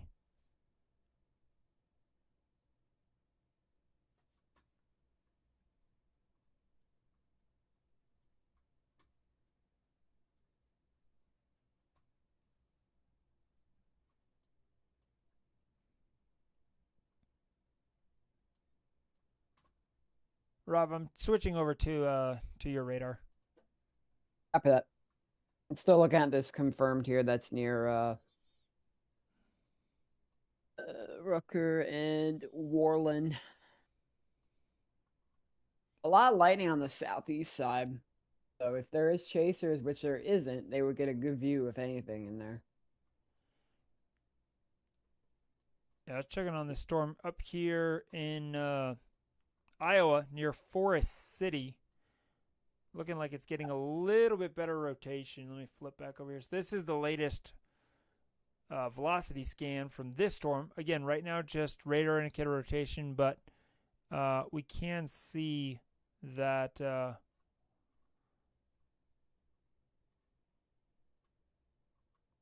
it's getting some more organization here. Just kind of on the east side of Crystal Lake. Starting to see some rotation get picked up. Not a ton, but that's our storm that Nick's on. So I've been trying to keep an eye on it. He's still headed east there in Britt, Iowa. Yep. Copy that.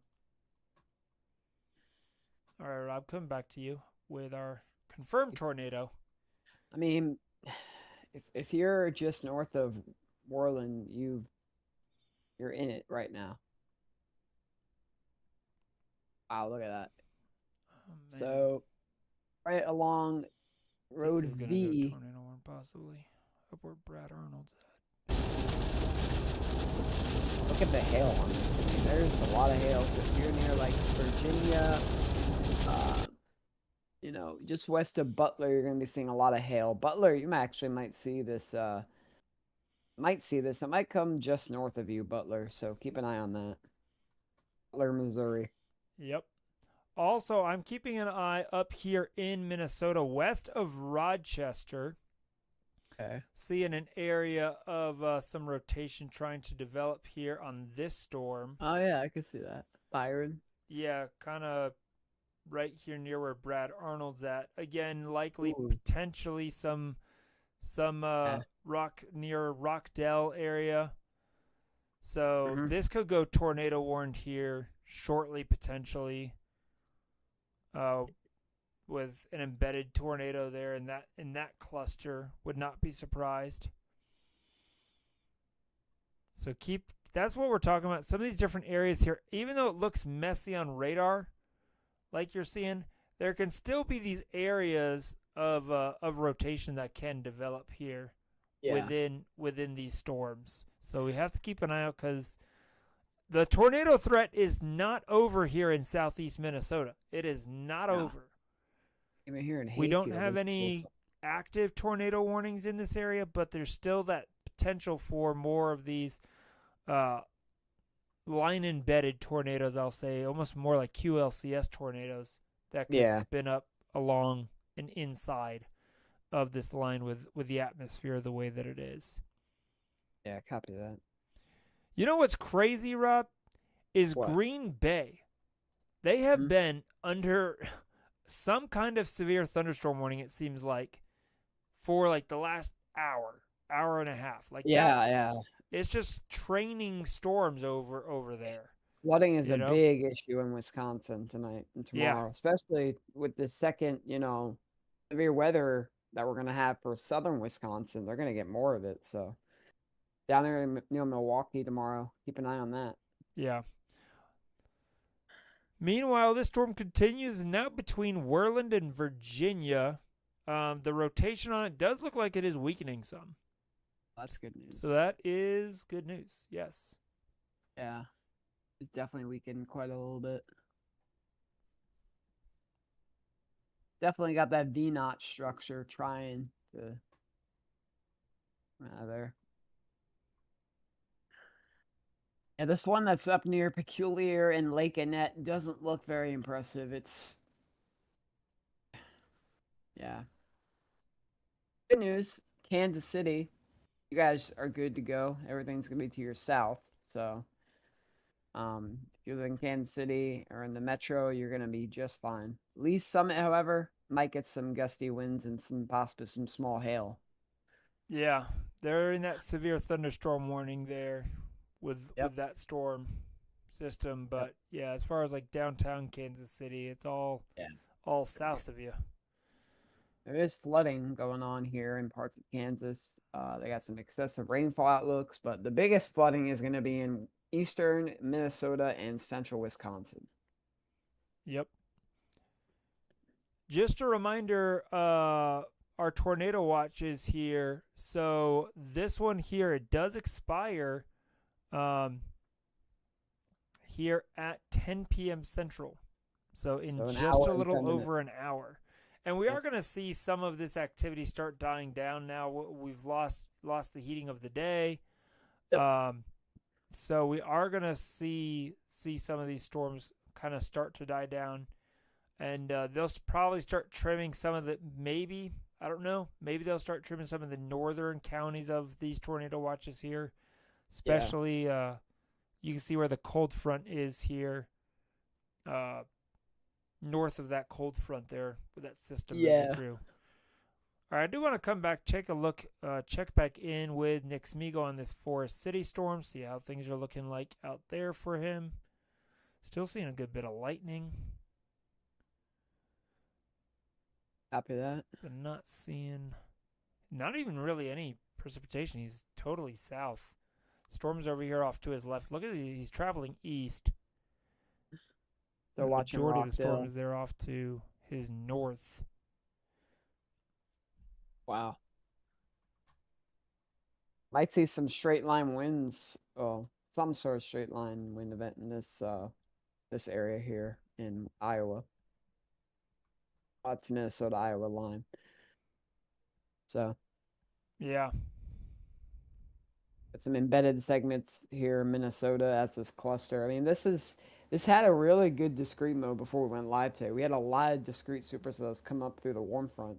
But then as daylight started to fade, this upscale growth has really taken place. Yep. That it has. But man, when we first started this stream, it's just been nonstop. Yeah, for this Forest City storm's not looking too impressive on velocities or on radar. I think that is about to expire. Yeah, it expires here at the top of the hour, so I don't see them reissuing a tornado warning on that. They should issue a new one for the one in Missouri near Peculiar for northwestern Cass County until 9:15. After our size hail and radar indicated rotation. 10-4 on that. So that's this one up here. Yeah, Cleveland Peculiar. That's definitely look how linear that whole storm has become. You know.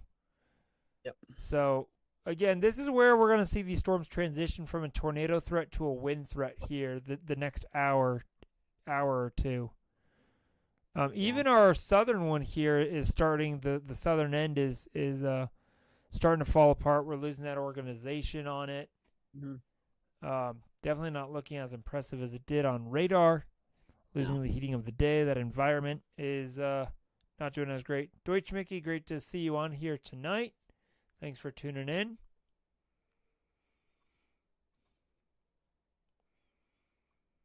So I think Rob here, probably within the next hour or so, we'll see a lot of these.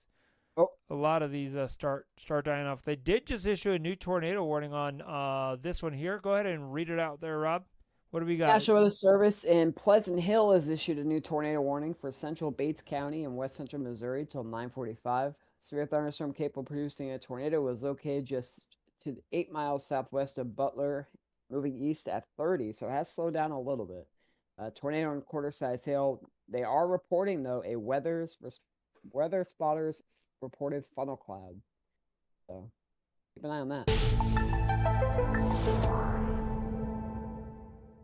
Thank you for that update, Rob. So we've got that new tornado warning that we are keeping an eye on. That's really our main threat right now, I would say, as far as the 3 warnings that we have going on. This looks like it's just kind of northwest between Virginia and Nyhart. So if you're in the Butler area, you need to be taking your tornado precautions because this will be coming really, really close to the Butler area. Mm-hmm. Yeah, we cutting it close. Hey, I see Dan is here on the stream. Dan, great to have you with us tonight. Welcome. Good evening, gentlemen. What a day it has been. And we're not done yet. No, we're not. We are still tracking these storms here in Missouri right now. We've got 2 tornado warnings down here in Missouri. And then we've still got this 1 tornado warning that's about to expire here at the top of the hour up in Iowa. And, our regular slew of severe thunderstorm warnings from Michigan and Ohio all the way down here to Missouri. So It has Wisconsin. been a day. Everything's kind of stayed off to your north there, but I know tomorrow's going to be a much different story there in the Milwaukee area. Yeah, I was thinking that most of those storms were going to stay north of me towards central Wisconsin tonight. Now, some of those could make their way like past midnight down into the southern portion of Wisconsin. We'll see if they hold their strength. I know they had a tornado watch up there sitting there for a while. I don't know how many tornado warnings actually got posted today. From what There's- I've seen, and they were mostly severe thunderstorm warnings. Yeah. But tomorrow, I think is going to pop off a little bit harder. Yeah, I- yeah, it definitely looks that way. I mean, you are in that enhanced risk there for tomorrow. They're in the Milwaukee area, so the severe weather threat kind of shifts more southeast tomorrow. Won't be quite as far north. I think northern Illinois, southern Wisconsin, into eastern Iowa.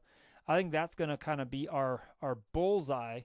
Yep. So, And it looked like to me the main tornado risk was going to be in northern Illinois yeah, and Iowa. yeah. Yeah. Let me see if I don't know if I'm sharing my. Am I sharing my screen? What are you guys seeing?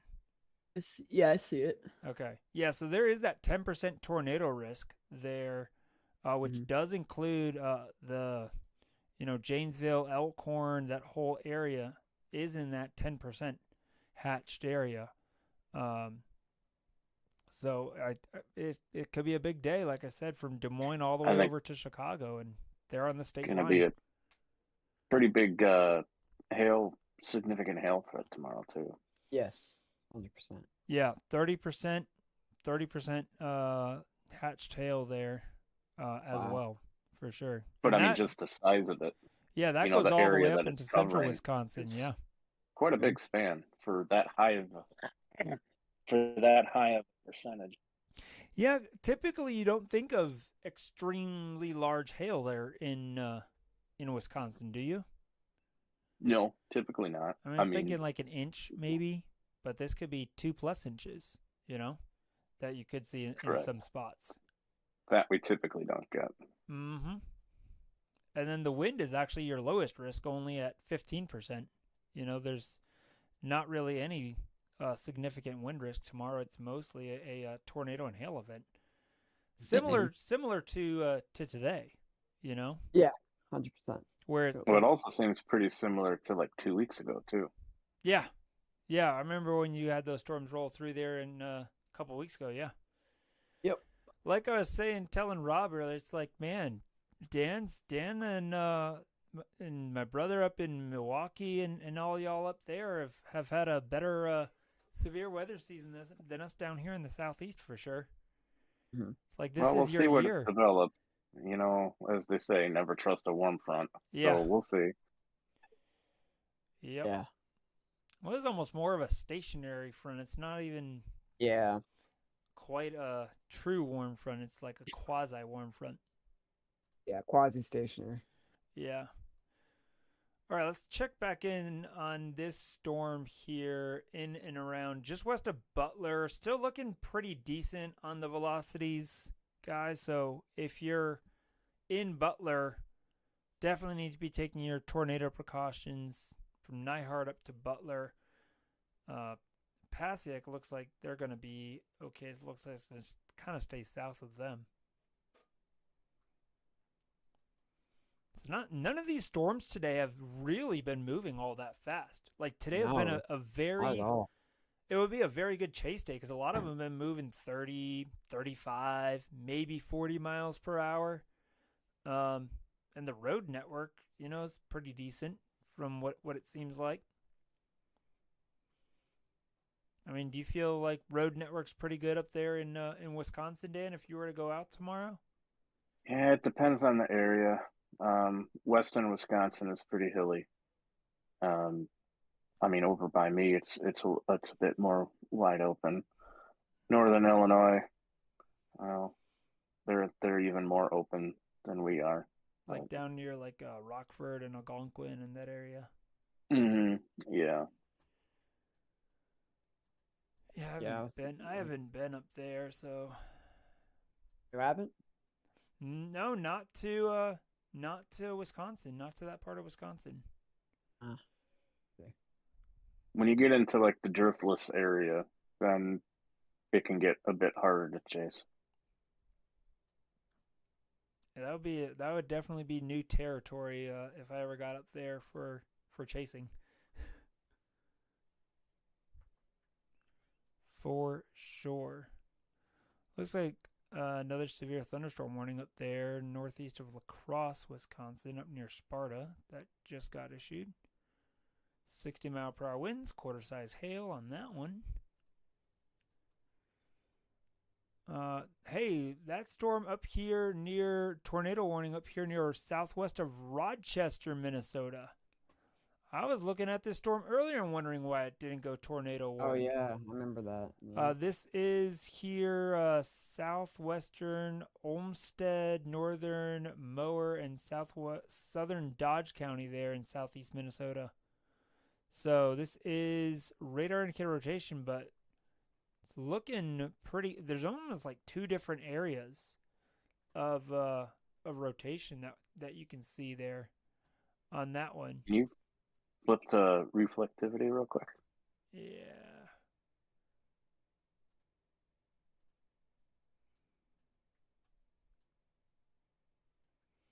I wonder if that velocity for that western part that I think you were looking at on velocity is that little bit of a break in between Vernon and Hayfield. Yeah. It's probably right in picking here. up the outflow of that other one. Yeah, because you have basically this is advancing east, and this is almost drifting kind of like southeast. So you do have that turning of winds right in this little notch, kind of. Yeah, I don't think that part's there is tornadic. It's to the east. Yeah, that hook there. It's over here near Rockdale. By Rockdale. Yeah. But regardless, I'm sure there's still some pretty decent straight line winds on this line here moving across southeast Minnesota. And this whole complex, we'll have to see what happens with that. It looks like they just updated this tornado watch. Which one? The one in Wisconsin. Oh yeah. I think they just trimmed it. Yeah. Still in effect till 10 o'clock Central. Yeah, they definitely trimmed it, I think. Yeah, I think they trimmed some of the northern counties on it. But back to this storm here, the Rockdale one. Rockdale. That's the one that's tornado warned? Yeah, this is the one that's tornado warned. Oh, okay. Got in little embed segment right there. Yeah, it's broad, but I mean this is close to the Rochester International Airport, which is crazy. It's just kind of almost due west of there, basically. So I'm be curious if airport's holding off on some flights taking off for a minute. Taking off, standing still on the runway. Yeah. Right. Yeah, they're issuing. Look at this new severe thunderstorm warning for that line coming through. 70-mile-per-hour winds. Damage threat considerable. For that same line of storms we were just looking at. So they see this here and they're like, yeah, we're gonna go ahead and just throw out a severe thunderstorm warning. 70-mile-per-hour winds. This thing's pumping out some crazy winds right now. Major MCS now basically is what this has become with. So not even really. I mean, a little bit of a Boeing segment, kind of here southwest of Grand Meadow, maybe. But man,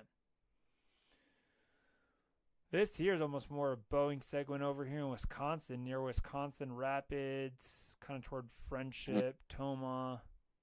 That's what I was looking at to see if that might continue to move southeast. Yeah. And after midnight, I'm thinking like midnight, maybe even as late as or early as 3 a.m. Starting to get into the southern part of Wisconsin is what they were looking at. Yeah, let's kind of take a look at what it's looking like. That's about 3. What's that? 3 a.m. This is the new HRRR coming out. So yeah, it'd be overnight. You might get kind of clipped by it overnight. Really though, you're gonna get kind of this stuff that's back over here where this tornado warning's at. In all honesty, would be what would kind of come over to you, not necessarily this what we were looking at here up here. This will go out over the lake north of Milwaukee. You'd get this section back here tonight. Hey, the one tornado warning down here dropped off. What's going on over here in Butler? Yeah, I saw that too. This one continues here, still another 38 minutes. Radar indicator rotation. The storm has a history of producing a tornado and funnel clouds. So that tornado warning still goes till 9:45 Central. So in and around Butler, this thing is cranking in. Yep. Happy that. It's kind of got a new appendage almost trying to form south of Butler. Yeah, I was noticing that. Kind of is trying to make a new... So I'll be interested to see if there's a new area of rotation that kind of develops. So if I'm in the Peru area, I'd be keeping a close eye on that as it approaches the Peru area. See if we get a new area of circulation that tries to develop with us. Meanwhile, north of Butler, man, they are getting some probably some decent hail up there, I would imagine, with this. There's a new scan. Maybe trying to. It's almost like it's cycling right now, in all honesty. Because this area that was the circulation is almost getting sucked in. You're getting a little bit of that outflow, cutting off the circulation. Probably some cold pool. Yep.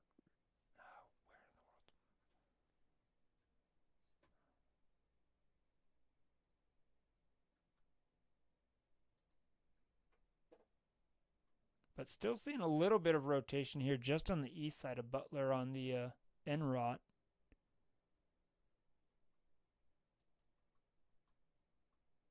But also keeping an eye, look down here west of Peru like we were talking about.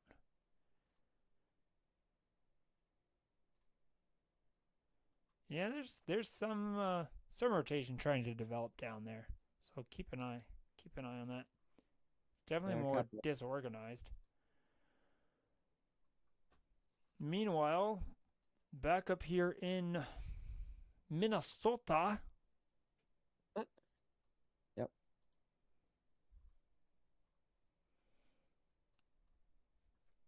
Ow. I'm okay.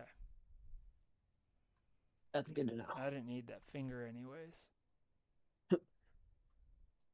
My mic stand just tried to take it out. How many wind reports have we had today? I'm kind of curious.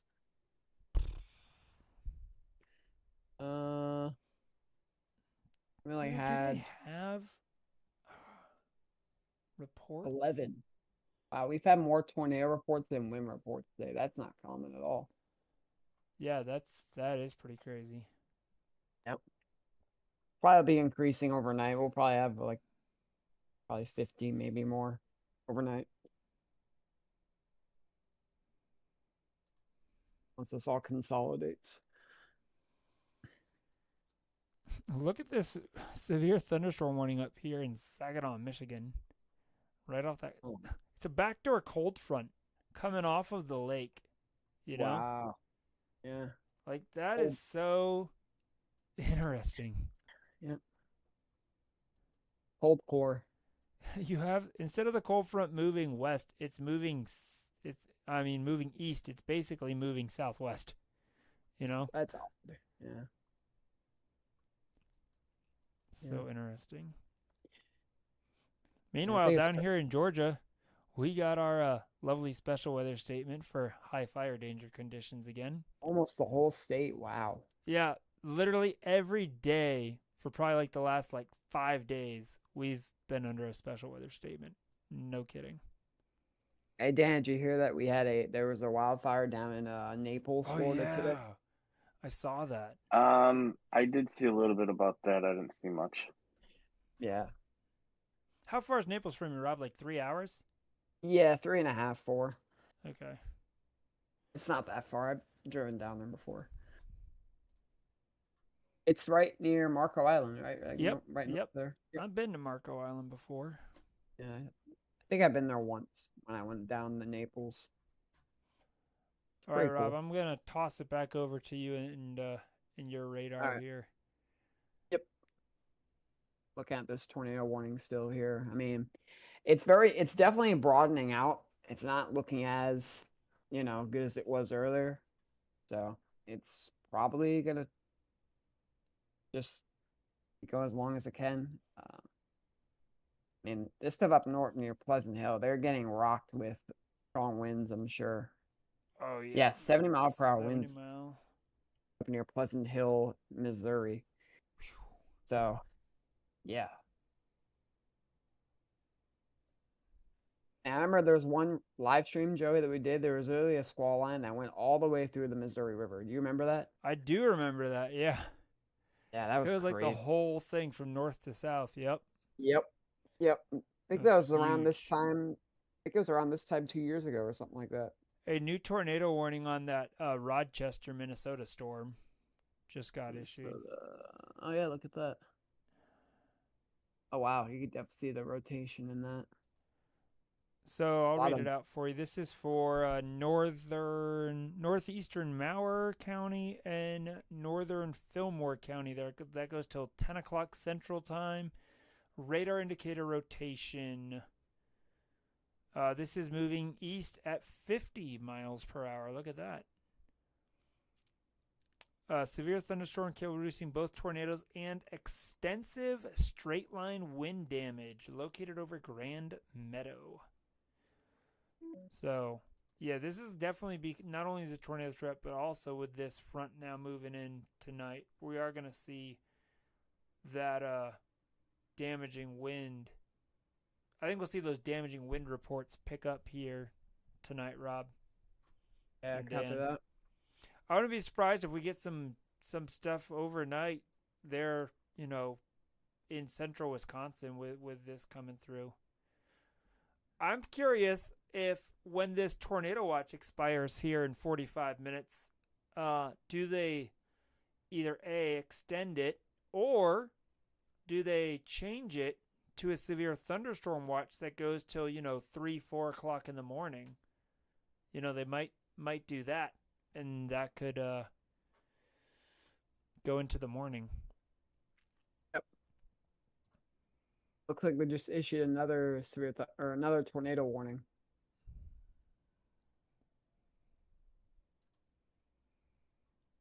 I think Oh no, they updated it. They just they updated updated it. Yeah, Mhm. copy that. I'm so used to GR3 and how their thing is that this is kind of different. It But takes a little bit to get used to. yeah, but oh Dan, I was gonna ask you, what time is your besides tonight's stuff? What time is your storm timing tomorrow? I believe about 3 o'clock and on after that. In the morning or in the afternoon? No, in the afternoon. Yeah. For that. All right. Yeah, I should be around. Okay, so you need to ask anything or need support? Yeah, it looks to be like mid to late afternoon. Things will start firing off and then making their way east through the night. Dan, just so you know, I may not be home tomorrow afternoon, but I have been on Zello. And Right. Rob's been on Zello. So you can definitely get a hold of us tomorrow on Zello, for sure. I will have it on as soon as I get off of work. Yep. I'll have it on tomorrow morning. Sounds good. So Yeah, tomorrow could be interesting. Even Wednesday, we have a Yeah. risk for severe weather, but tomorrow, of the 3 days, being today, tomorrow, and Wednesday, tomorrow looks to be, at least in my more immediate area, be the main event day. Yep. Yeah, today's enhanced, definitely verified for sure. Tornadoes. Yeah, but that area that they have that tornado watch, I don't think they've had too many tornado warnings. So No. You know they should have did, Joey? They should have added a small area of enhanced for Kansas and Missouri. yeah, in all honesty, I'm kind of surprised that they didn't, because I Yeah. feel like that little pocket has had more tornado warnings than just about anywhere else today. Yeah. Especially confirmed tornado warnings, not just regular, you know? Well, yeah, confirmed tornadoes. Yeah, they've had Yeah. like 3 or 4 of them today. Mm-hmm. Yeah, exactly. Training too. There was the one that went through Ottawa, Kansas. And the next And one it looked like was they were going to get hit again, but nope. thankfully that Yeah. storm kind of fell apart a little bit. Yeah.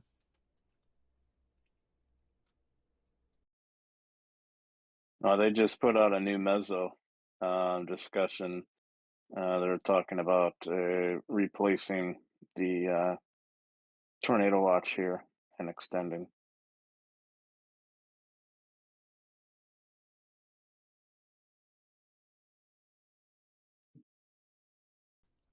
So I was just thinking, I'm like, we were just talking about that.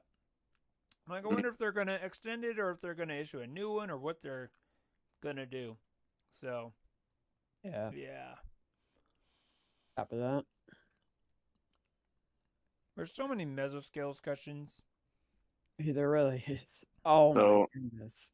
If that holds, if they end up posting a watch in the discussion box area, that would include me. Mm-hmm. When you guys can check the Nowcast channel, that is wow. That was in the Webb, Iowa tornado earlier.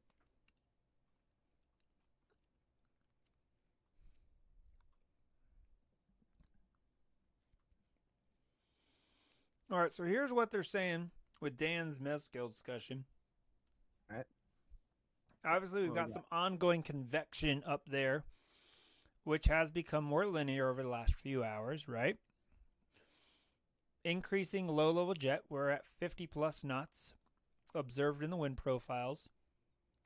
We're going to still have plenty of inflow as these storms move south and east into the overnight period. So damaging winds is going to increase as these linear segments will continue to organize. Our low-level flow is going to be strong enough to support those. Obviously, like we talked about earlier, that tornado threat has decreased because obviously storms have gone linear. They're not, supercellular anymore. There still will be a potential for some tornadoes with like those QLCS quick spin-up type tornadoes. And if there were any new discrete storms to form out ahead of that line that we've been watching. So, yeah, it looks like they are going to issue a replacement watch soon. And but they don't really say if one- it's going to be a tornado watch or a severe thunderstorm watch. But I'm thinking because they think that the potential for tornadoes still exists, I'm betting it will be another tornado watch. well, the verbiage that I was reading said to extend, and there I don't think there is a severe thunderstorm watch, so it's got to be the tornado watch. And something else to consider too. Yes, the heating from the day is gone, but it's also moving into an environment that hasn't seen much rain. So we have untapped air right now that's still probably pretty juiced. That's going to support where are anything dew that does points? come through. Let me pull up the current dew points over there. I mean, I would think we're still in the 60s. Yeah, I was gonna say mid 60s, something like that. Yeah, 58 there in 58, 59. North of you, though, Watertown 62. Madison's at 63. Janesville's at 63. But there, Burlington's 59. Kenosha's 55, obviously close to the water. 64 Yeah. out west, though. So, yeah, upper 50s, low 60s, so plenty of moisture in that area there right now. Temperatures holding that's steady just in the it. upper 60s, near 70. Yeah, like So- the dew point is close to the temperature, so that's always prime. Mhm. Right. That's what you want for good buoyancy and good severe weather potential. Yeah, it's not like here where my dew points have been in the 40s. Yeah, I know, man. 50s here. And Like Kevin, low yeah, 50s. tomorrow night could be bonkers again, just like tonight. Wow. Yeah, I think tomorrow's going to be way more active. I think tomorrow will be much more widespread. Mhm. Like tonight, we didn't really have anything happen in Texas. No. It honestly, it was too much of a cap down there. Mm-hmm. There really was. I mean, it all fell apart, really. I got to step away for a few minutes. Okay, Okay. Dan. Yeah, it fell apart down there. Tomorrow, I think they'll have better storm coverage, I think. Cool. Yeah, I think so too. Yeah. I just think the EML wasn't as supportive down there. You know what I mean? Yep. So. Yeah, there wasn't Yeah. nearly as much mixing No. going on. Also, the dry line wasn't that sharp down there. It's kind of messy, to be honest with you. Kansas definitely panned out, though. Oh yeah, Kansas. So did most Missouri. certainly did. Yep. Yeah, I think that is a Missouri's in- beautiful picture that you posted. Oh yeah, the tornado in Webb. Yeah, Yeah. that's a rope if I ever seen Webb, one. Iowa. Yep. Did you ever? I'm gonna see if I can reach out to Steven. Yeah, I don't know what happened to him. He said that his PC was malfunctioning or something. Yeah. I forgot what he said. Hope Are, he's all are right. you gonna be able to do, possibly do a live stream tomorrow, Rob? In the At day? all? Well, afternoon, evening, Oh. either one. I should be able to. Yeah. Okay, because I don't know what my availability is going to be like tomorrow night. Yeah. All right. So I mean, if you and Steven, if he's able, or you and Dan are around, that would be great. Okay. And if you want, I can. I think you should be able to schedule it, or you should just be able to go live. Yeah. I think I'm Um, just gonna go live tomorrow Yeah. and just set up the the title. And then Yeah, just do it. change the title and stuff. Yeah. And Yep. then I can, once you're live, if I get home, I can basically do like this. We can hop on Discord or whatever. All right. And we can Yep. talk that way. It'll just I'll probably run be off of- on there just in case Steven comes on. Then, yeah. Yeah, I sent him a message, so. Okay, cool. Hopefully I'll hear from him. Is Same. he still out there? He is. That's a good question. Yep. He is. He's got that storm approaching him from the north, but he's not really Yeah. seeing much. I wonder if I think at this time of day, a lot of these storm chasers up here are maybe trying to get in position for tomorrow. In all honesty, Yeah, everything's kind of just wind and hail right now. yeah. Other than where Brad Arnold's at, he's got that tornado warning Yeah. up there. Let's see how that's looking like up here south of Rochester. We've got that tornado warning, and then we've got this last little bit of a tornado warning down here in Missouri, but they did not Mhm. reissue. They just issued that severe thunderstorm warning for the Clinton and Montrose area. So Yeah. that one they did not reissue. So that's just SVR. So that warning's about to expire here 20 minutes at 10:45. Actually, they just canceled it. There we go. Look at that. So I'm like, it's about to expire and it's gone. We got a y'all watch up here north of Holden. Yeah, seeing a little bit of hook there. So Pittsville Elm, watch out for this storm here off to your southwest.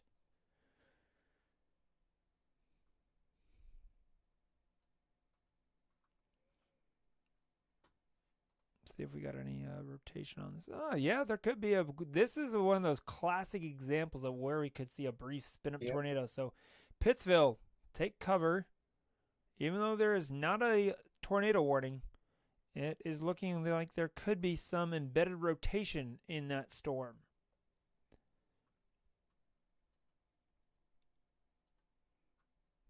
Yeah, could be. Now let's come back up north. New special weather statement up there near Green Bay. 3/4 inch hail, some wind.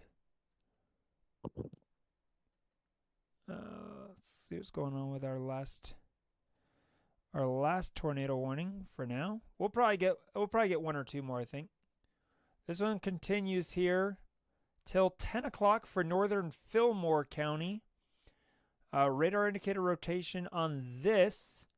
Also, big, extensive straight line wind damage located near Spring Valley.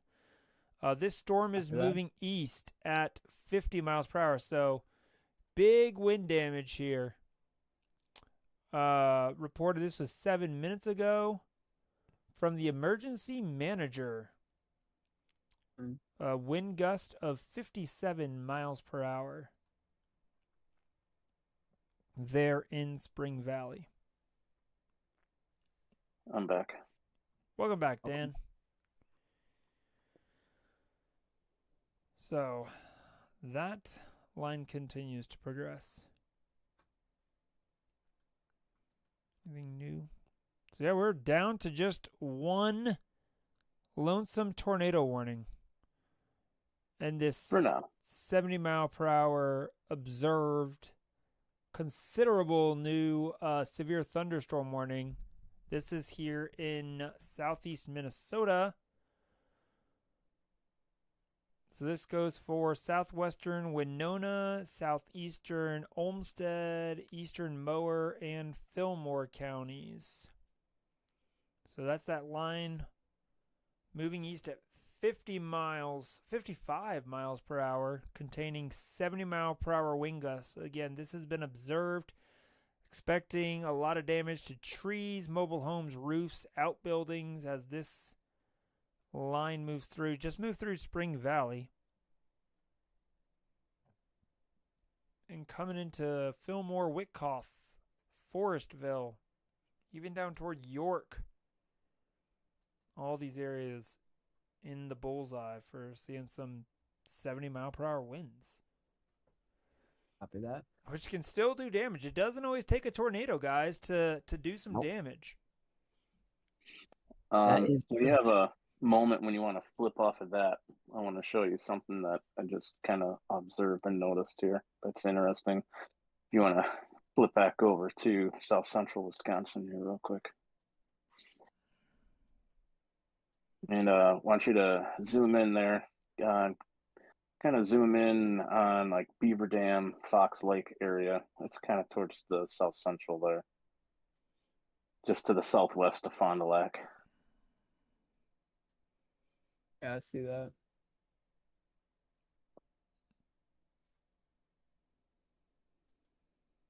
Yeah.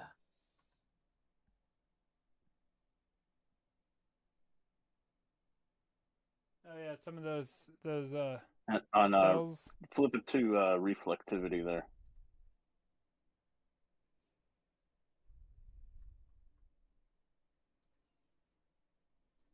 Yeah, and then kind of zoom in there, right there. Those popcorn thunderstorms that were just starting to pop up, I think that's what they were referencing before. Mm-hmm. They were concerned with storms developing out along in front of that main line that can become the street. Yeah. And I think that's what they were anticipating there. I'd be interested to see on what those are going to do over the course of the next 10 or 15 minutes, because those just kind of popped up out of nowhere. Yeah, those, and then there's also some over here near like Reedsburg. And, that whole section there. Yeah. That all developed over the last 5 minutes. Yeah. Yep. like a boiling kettle, you know? Hmm. Very much. These are all going to be heading probably up just south of Fond du Lac toward Plymouth and Sheboygan area. This little Yep. cluster of storms there. Because there's that kind of east-northeastward motion to this whole line of storms, almost more northeast. Almost looks like an arcing band in a way Yeah. up there. It's But kind the of like question is, where how the- far south will we see some of this development? Because you have, like, again, you have this quasi-stationary front sitting just north of there, up near Appleton. You know, Yep. so if it kind of drifts off to the south or stuff like that, and you also have the water over here, beautiful Lake Michigan, right? So that's gonna contribute moisture. So you have a lake breeze that develops at night. I wonder if we could even see that on our velocities at all with these storms firing up. Quite, but you can see they're right there, just southwest of Fond du Lac.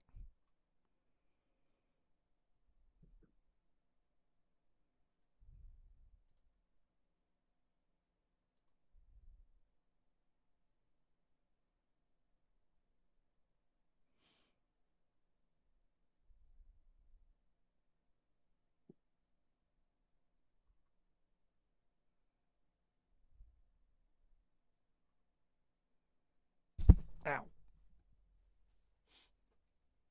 I'm okay.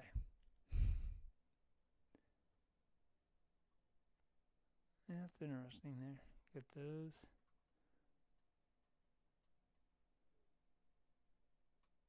And then down here near Reedsburg. Yeah, definitely have to keep an eye on those here.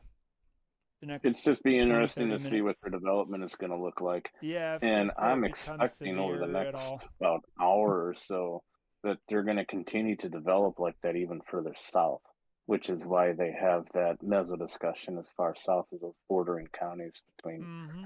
Wisconsin and Illinois, because I think that's going to continue to go. It's just going to be later into the night. Yeah. Pretty much all along ahead of this line as it moves off to the east. Because all of that's untapped air. We Yep. didn't get much of rain at all today. So the stage is still set. Yep, it certainly is. Got an update to that tornado warning. That continues till 10. Severe squall line capable of producing both tornadoes and extensive straight line winds located over Wickoff. Moving east at 45 miles per hour. Hazard tornado radar indicator rotation. So, yeah, Brad Arnold's on that storm there.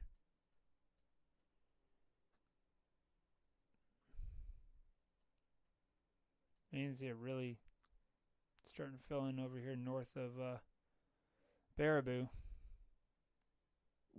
Yeah. And even look out here. Got a over the lot of lake rain and stuff shield. like that.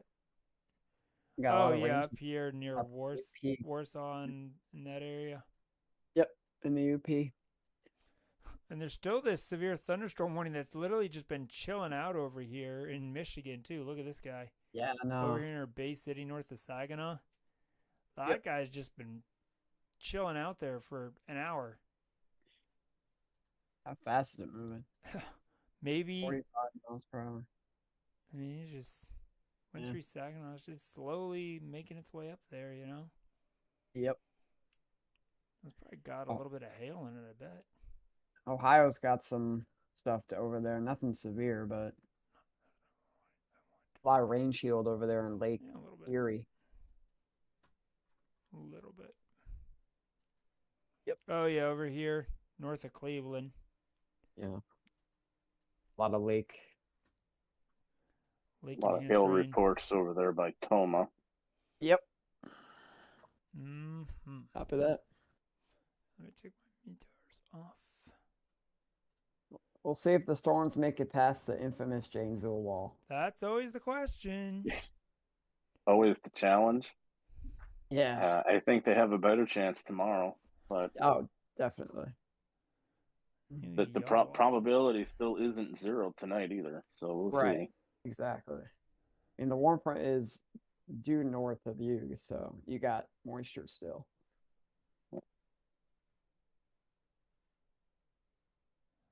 Little Kinda y'all see- watch up here for a flash flood threat.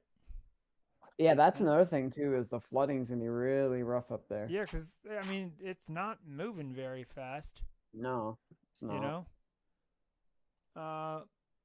Precipitation totals. I mean we're a solid 2.5 inches in a lot of these areas. Yeah, 2 to 2.5. A couple places are probably closer to 3 to 4. Rochelle probably close to getting around up near 4 inches there. You know? Yeah. Copy that. So, because that line, again, just like you were saying, Rob, it just hasn't really moved a whole lot. No, not at all, really. Taking its time. Got a strong thunderstorm going over Wisconsin Dells right now. Yep. Yeah, I mean, look at this 1 hour, just in an hour, down here near Toma. I mean, we're 1.5 inches. I mean, maybe even close to 2 inches just in an hour in this area here near Warrens. Over here near Rochester, again, another 1.5 inches, 2 inches. So a lot of rain. We could really use some of this rain down here in Georgia, Dan, if you want to, Yeah, me too. donate some to us in Georgia That'd and be nice. Florida. At this point, I'm just happy it ain't snow.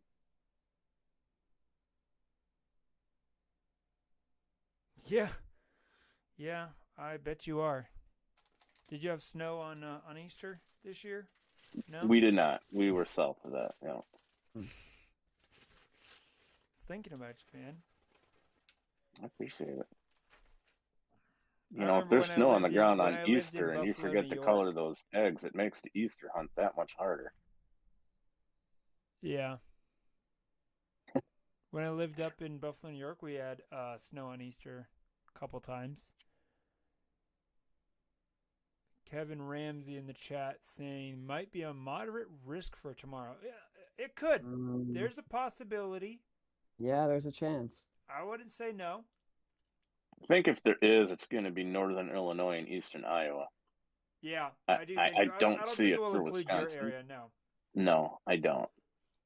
I think No, it'll I be think like it's gonna Iowa be- City, Cedar Rapids, Yeah. Davenport, maybe up to Rockford, Yeah, I was over thinking toward Rockford's Ottawa, like the Illinois, that area. Yeah. cut off.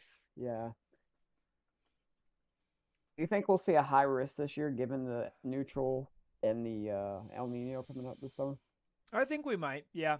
I think, believe it or not, I think in this next 2-3 weeks is probably Yeah. going to be our most active that we've seen so far this year. And I think 100%. once we get into the beginning of May, I think sometime in that time frame, there'll be a high risk. Yep. Somewhere. Not as many as last year, I don't No. think. No, this No. might be one of those years where you only have 2 or 3 of the entire year. Yeah, I agree. 100%. You know. I think next winter is going to be active if El Nino holds. Yeah, I For mean, us there's down still a here. chance that it doesn't even develop. It could just stay neutral. It You could. know? Definitely could. Could stay neutral and then go El Nino in the winter instead of the fall. Okay, so severe thunderstorm watch issued.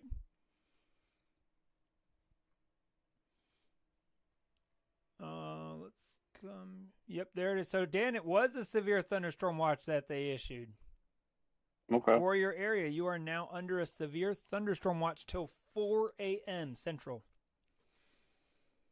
Scattered we go. damaging wind gusts to 70 miles per hour likely. Scattered large hail to 1.5 inches likely. A tornado or 2 possible. So, The way that they worded that meso discussion, though, was kind of misleading. It was because it was focused on the tornado watch, and then they were talking about extending the area. Well, okay. well, here it says When you word weather, it like that, You Weather make it Watch sound like it's a 103 was tornado set to watch. expire, and a replacement watch will need to be issued soon. Right, a replacement watch, meaning that there's going to be another one. Yeah, but not necessarily another tornado watch. Could be just a watch. It was just misleading. Yeah. That's all. I can see how that would. But I think they made the right call going with a severe thunderstorm watch, because I don't think there will be too many more tornado warnings. But there will definitely be a lot of wind damage reports overnight tonight. So, yeah, 3 to 4 a.m., Dan. If you just want to wake up for work a little early, do a little 4 a.m. storm chasing on the bike. Just let me know. I don't know about that. That'll be We'll see. 4 a.m. Central. That would be 5. I'll be getting up, So Yeah. the sun won't be getting up. No. The storms will already be awake. Yeah. Yep. Yeah, what time is sunrise there, Dan? Like I have no idea. 6:30?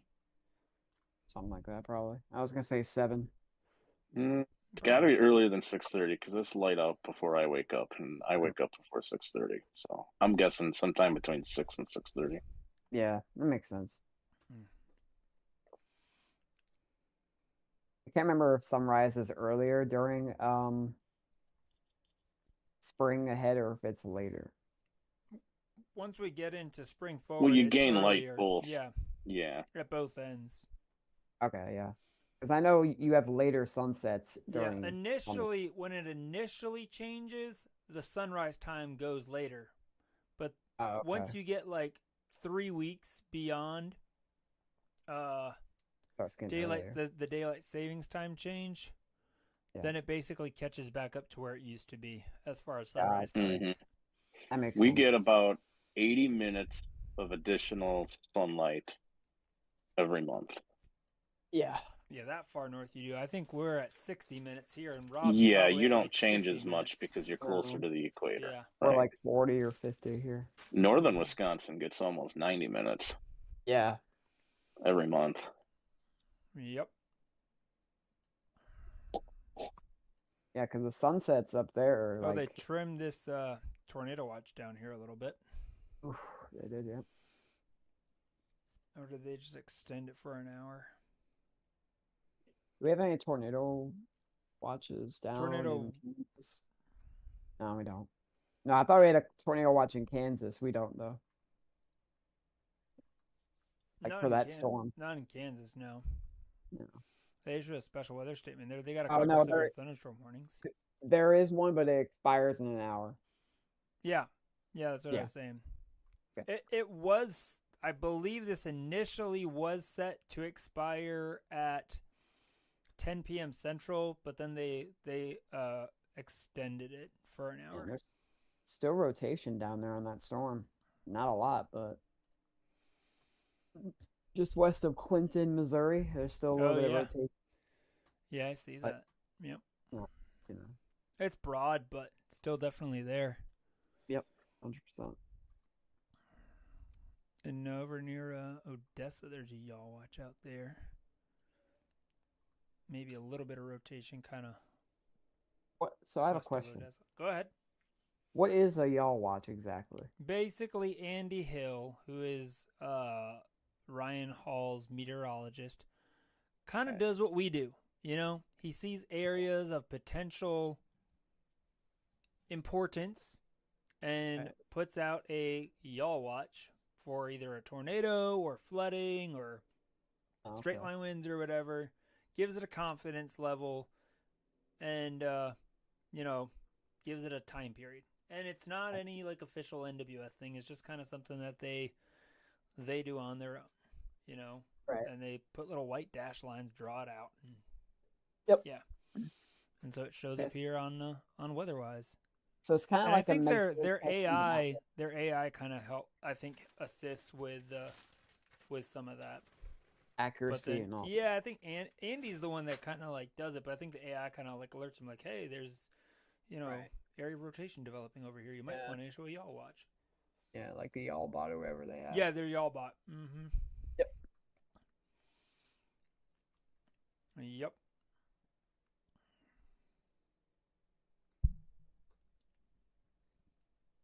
Yeah, you know what's crazy? It's not even May, and we've already had severe weather in Montana and Idaho. And in California. Yep. And Oregon. I mean, just wow. Yeah, this tornado warning up here in Minnesota is not really doing anything. No. Not Fires in really. 14 minutes. That's probably the last one. Yeah. Maybe. Probably. Maybe the last one Possible. for a while. Yeah. Hey, look at that. New severe thunderstorm warning down here near Mason City, Iowa. Yep. Those are all, a lot of the storm chasers are kind of still down here. Yeah. They're kind of in a good spot because tomorrow they don't have to go very far. Yeah, that's kind of pretty much everyone just kind of is slowly migrating south. Looks like Nick Smigo, I think he's going to go down toward Des Moines, probably. Yeah. Or at least maybe down here toward Webster City or something like that. Yeah. I need to text him, see kind of what his. I felt like he didn't get much today, unfortunately. No. He was If just they kind of do- like an hour away from everything all day today. It was one of those kind of days, you know? I have a question, Joey. Uh-huh. So tomorrow, if they do a double barrel enhance, because there's already a hatch 5%, I think it is, in Oklahoma, Texas, they may add one there if it goes up.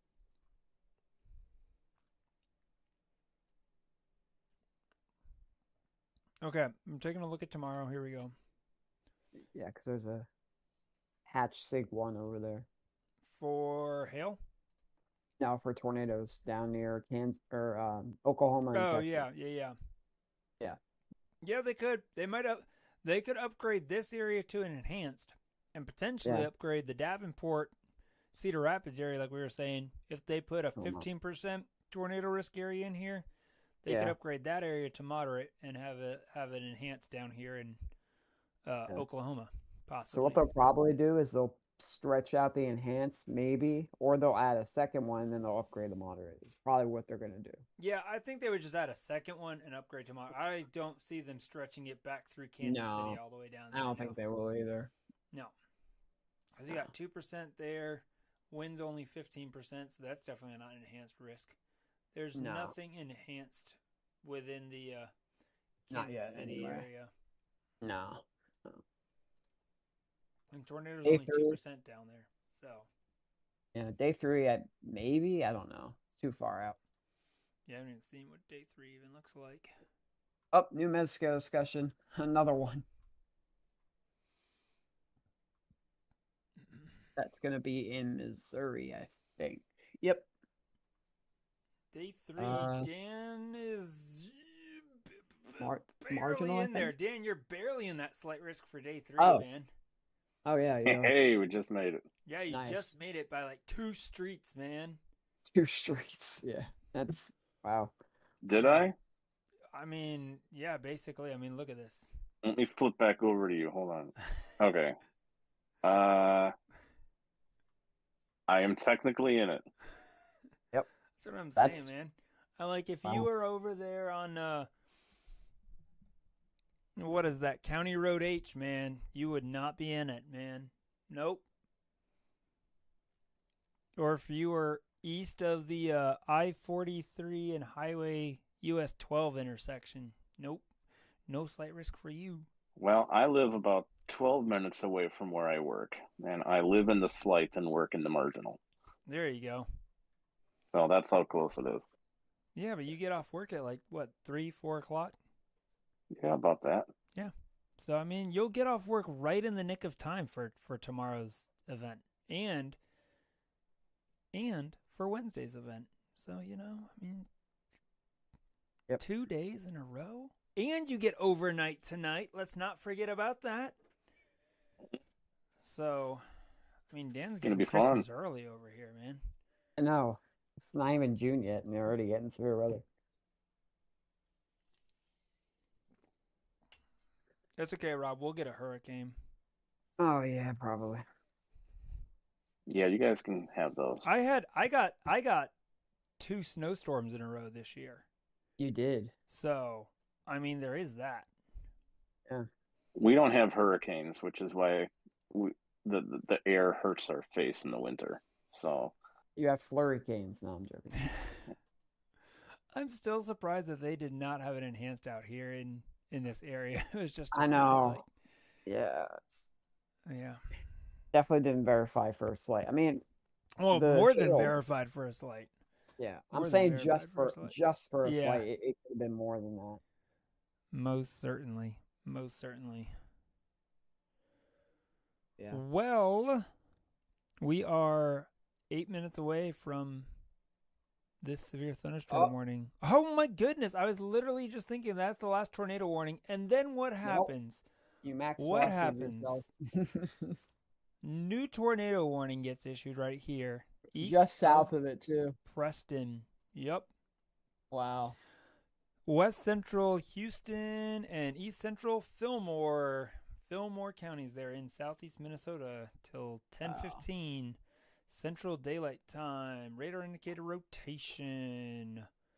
This storm is near Preston, moving east at 45 miles per hour. It's actually just east of Preston.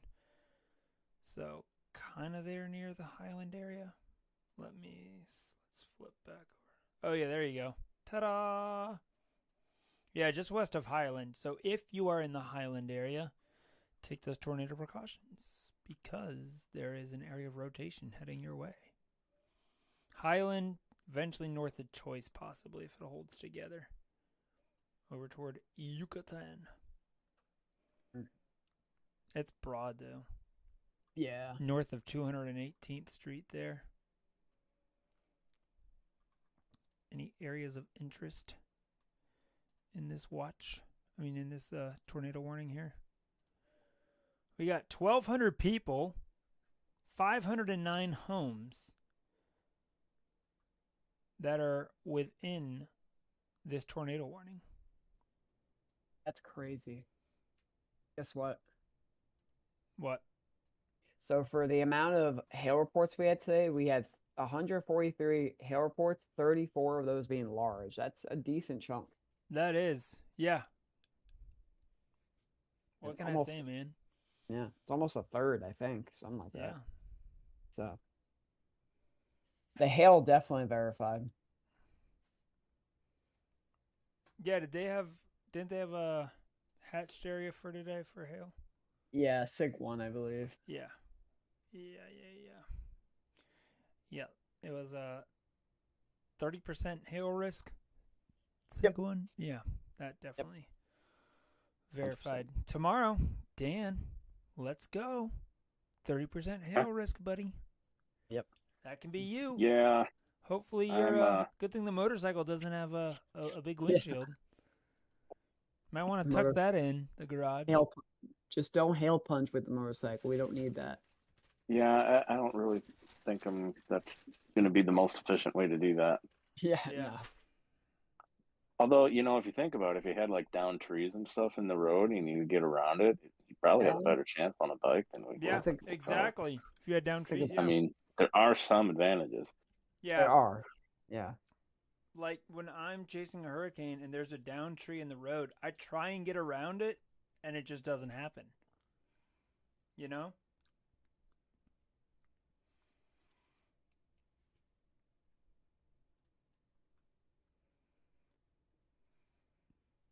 Then you gotta pull out the chainsaw, saw up the tree, keep going. And then by that time, the storm is gone.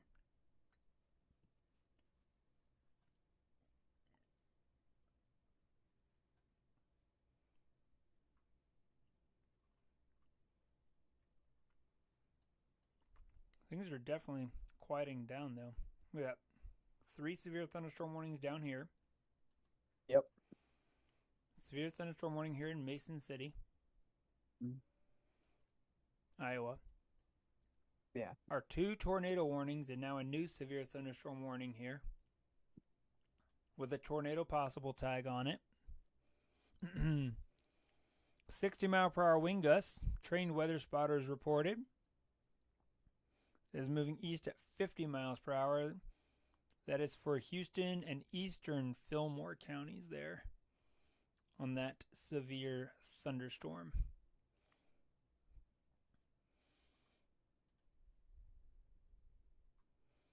Oh yeah, here's that thunderstorm wind gust report from the public, 59 miles per hour.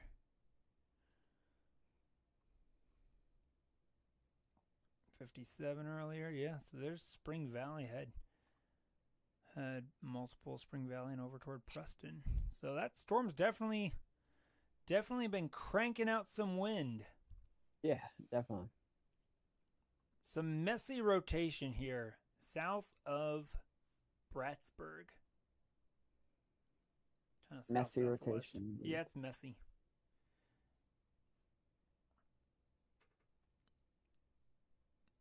Definitely looks a little messy.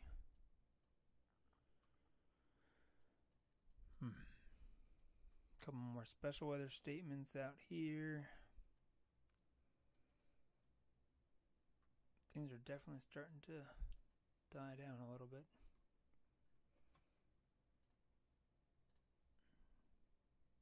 And this cluster. Yep. Everything's Is this just a new, congealed. mesoscale discussion? Oh yeah, 10 minutes ago. Yeah, the wind, Kansas. Yep. Yeah, okay. Missouri. Occasional wind Oh, damage, yeah. large hail threat. Threat is slowly diminishing, and a Yay. new downstream watch appears unlikely. Okay. Yep.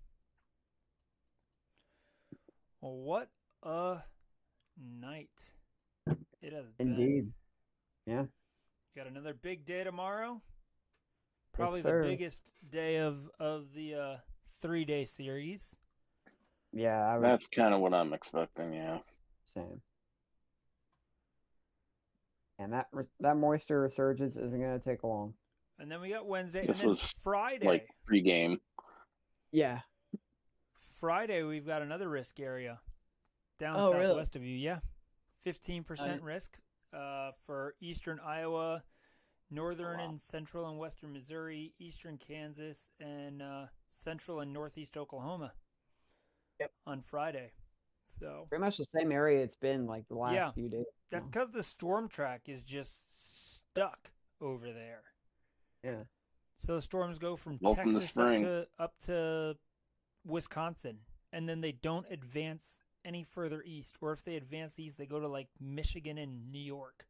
It's so odd. Because we have this dome of high pressure, aka our lovely Bermuda high, Rob, that's just Yep. been hanging around where we're at for the last 2 weeks. Now I we mean, gotta. if we get rain before the end of the month, I'll be so happy. Me too. Me too. Sprinklers are not going to help long term. Oh, I'm so glad you said that. Yep. Meanwhile, in Remember to turn my Wisconsin, we'll be sprinklers bailing off. out. My lawn's Yeah. going to be nice and watered tonight. Yep. All right. Well, I'm gonna leave it to you two here. Yeah, I'm gonna probably call going to it a wrap night. it up here Yeah, in a minute same. because things are pretty much died down. We got a big day tomorrow, so. Yeah. Good night, But guys. Dan, thanks Have for a good hopping night, on. everybody. Yeah. Yeah, thanks, man. We'll talk to you tomorrow. Stay safe, man. Overnight. See you next time. All right. Take care. Always great having Dan on the program Always. here on Stormcast. Yep. Oh, tornado warning update. Looks like they trimmed that tornado warning. Yeah. Yep. They just trimmed the western side of it. Still extensive straight line wind damage. Located 9 miles north of Mabel After with that. this storm. Yeah. A lot. This other warning here, okay, it just expired. I'm about to say that should expire here. And I don't see them reissuing that one. No, I don't see it either. We could have some more severe weather pop up in Michigan once this line comes in. Yeah, overnight tonight. But Yep. I'm not staying up all night tonight. I'm about to No, hop me off either. here.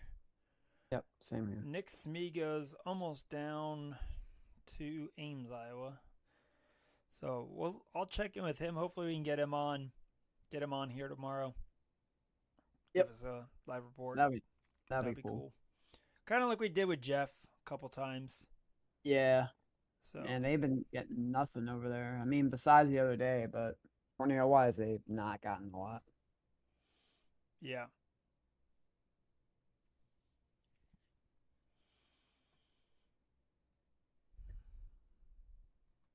wonder what the temperature is right now where I'm at. Rob, how do you see anything on your map? What do you mean? It's super cluttered.